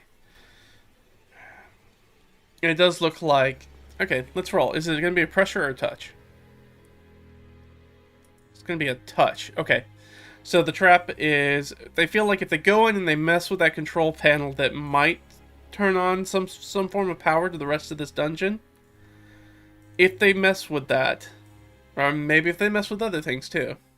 If they maybe mess with anything in here, it's a detainment trap, and it's going to try to trap them in this room. The grate's going to come down on the door behind them, and it's going to try to trap them in this room, and you know, they'll just die in here, or if somebody ever comes and finds them.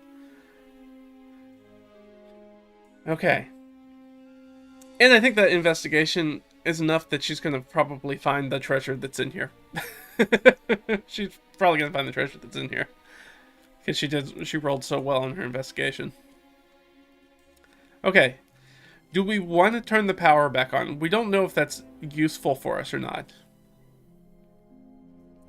It might freak everybody out, but maybe that's something we do after we take a long rest, because we also don't want people to come searching around if we keep messing with the place.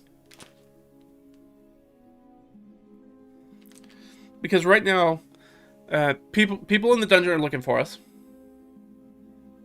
This seems to be a place that they haven't messed with, so if we can get in here and just kind of hunker down and use this as a bunkhouse for a long rest, I think there's a chance that we can get through a long rest in here. As long as we don't mess around with anything that's in here. But whatever that, it's going to depend a lot on whatever that magic item is. We see, or whatever the treasure is in this room. Because our greedy little fingers are going to want to get those treasures.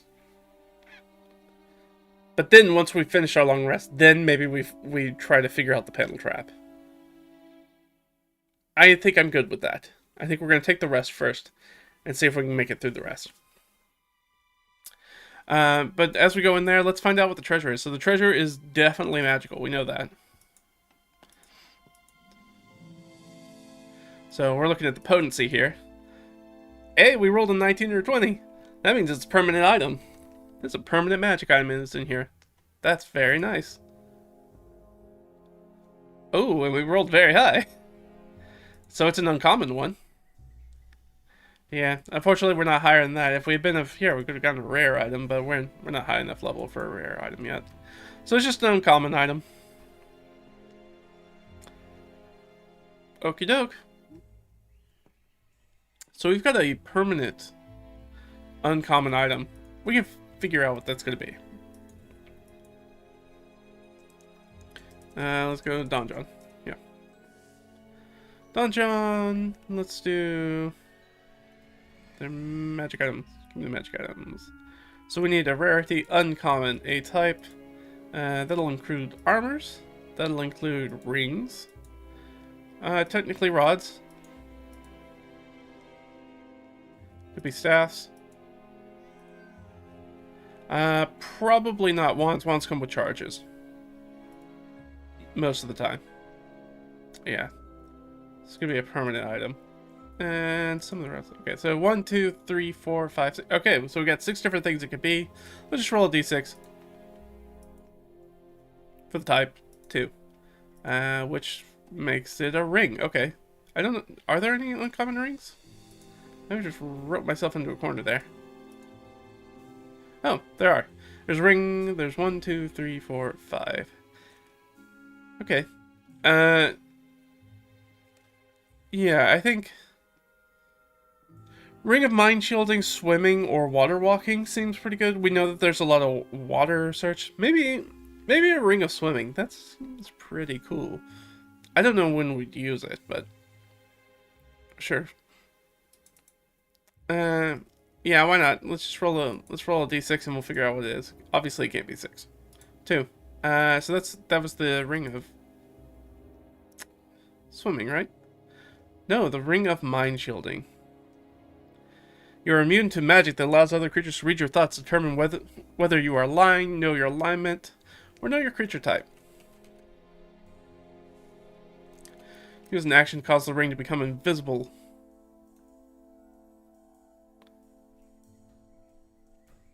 As long as your soul is in the ring, you can telepathically communicate with any creature wearing it. A wearer can't prevent this telepathic communication. Okay. Here's the thing, is that, alright, so we found this ring, because this could be very important. Does Leah recognize... I'm going to give her an Arcana check. Again, the DC for this room is not very high. And she will guidance herself, but nobody else can help her with this. Yeah, she blows it out of the water. To have a pretty good... So she passed her Arcana check. I think she probably has a pretty good idea of what this is. I think this is probably a pretty common... This is pretty... Not common. It is, in fact, uncommon. But a magic item that is... Like a type of magic item that's pretty well known in certain circles. So let's ask. Does she know what this thing is? I think that's kind of likely. +3. Yeah, okay. So no, that's technically a 20. So yes, she knows specifically that this is a Ring of Mind Shielding. She doesn't need to identify it. Because we rolled well enough. And she's like, oh, it's a Ring of Mind Shielding. And I think that she has enough there. She beat the DC by enough to understand that there could potentially be a soul trapped in there. I'm going to give her another Arcana check to see if she can identify whether there's one in there or not. That's still over the 11 for the room that we're using for the DC. So she is there a soul in there? Considering we're in a mausoleum, I do think that's likely. No. There is not a soul in there. But I rolled really poorly, so maybe...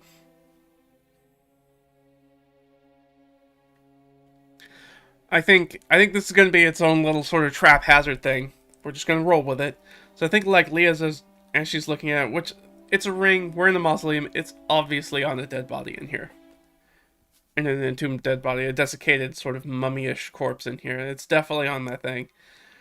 And I think she kind of goes for it, and she kind of goes to remove it. And then I think it's going to, because we know that there's not a soul in there, and we rolled really low. We rolled a natural one, which means it's something even worse than what we thought. or sort of more extreme answer. So not only is there not a soul in there, it's going to try to rip Leah's soul into that ring. This may be like a Freaky Friday situation. Maybe it needs to her energy to... Maybe it's going to bring this undead creature to life. I don't know. We're going to find out. And so she's going to have to resist that. That's a soul exchange thing. Feels very much like a charisma saving throw to me. So Leah's going to make a charisma saving throw, which we don't make a lot of in D&D. Especially not in 5e. She has a +2. She needs to hit an 11, so she needs to roll a 9 or higher. Oh no, she doesn't. She fails. So she goes and she grabs this hand, this mummified hand, and she grabs the ring because she knows what the ring is, and as she makes contact with the ring, this may be the detainment trap instead. A different type of detainment trap. We see it sort of suck her life into it. Alright, here's the question. It's like, does it deal damage or does it just pull her into it? I think it just pulls her into it, but let's double check with the Oracle. So +3, does it just pull her soul into it? Yeah, very much so. It absolutely does that. So we see it, and she touches it, and we see it, this sort of energy pull from her, and you see her sort of like stumble, like she's woozy, and then she collapses on the ground. Her body collapses on the ground unconscious. And does our mausoleum person get up? I think that's almost guaranteed, extremely likely, +5. Oh yeah, gets up and is belligerent. I'm gonna roll a 2d6 for the reaction roll, but take the lower of them. Yeah, 5. Not in a good spot. Like, so pulls in this corpse, wakes up and sits up and looks at everybody in the room. Everybody in the room is probably freaking out because Leah touched this thing and then just fell to the ground like a sack of potatoes, unconscious. And this undead thing just woke up. Does anybody try to talk to this thing? I don't think so. No. Everybody's like, nope, we're gonna do a fight. It's gonna do it right now. We're gonna do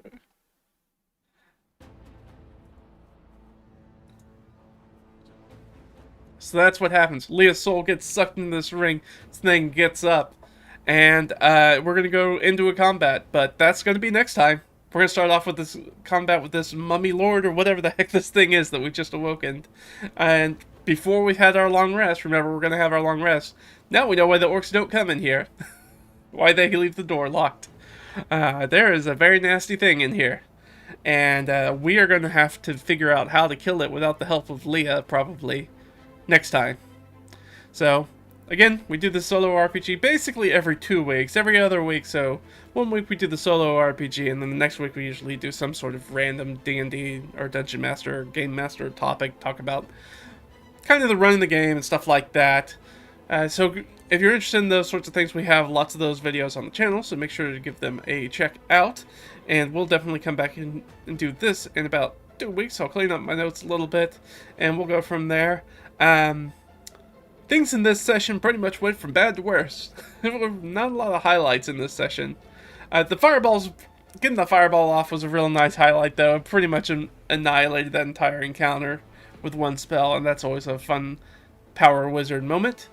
Other than that, we spent a lot of hit dice, really got our butts kicked by a lot of things, and about to get our butts kicked by some sort of undead in a small room, and we're going to have to figure that out. But thanks again for tuning in. This is always fun because I never know where it's going to go, even when it's frustrating and I roll very poorly like I did today. And the bad guys roll well. But that's how it goes. But we'll pick up next time. Maybe we'll let those dice cool off and maybe they'll have better rolls for us in the next session.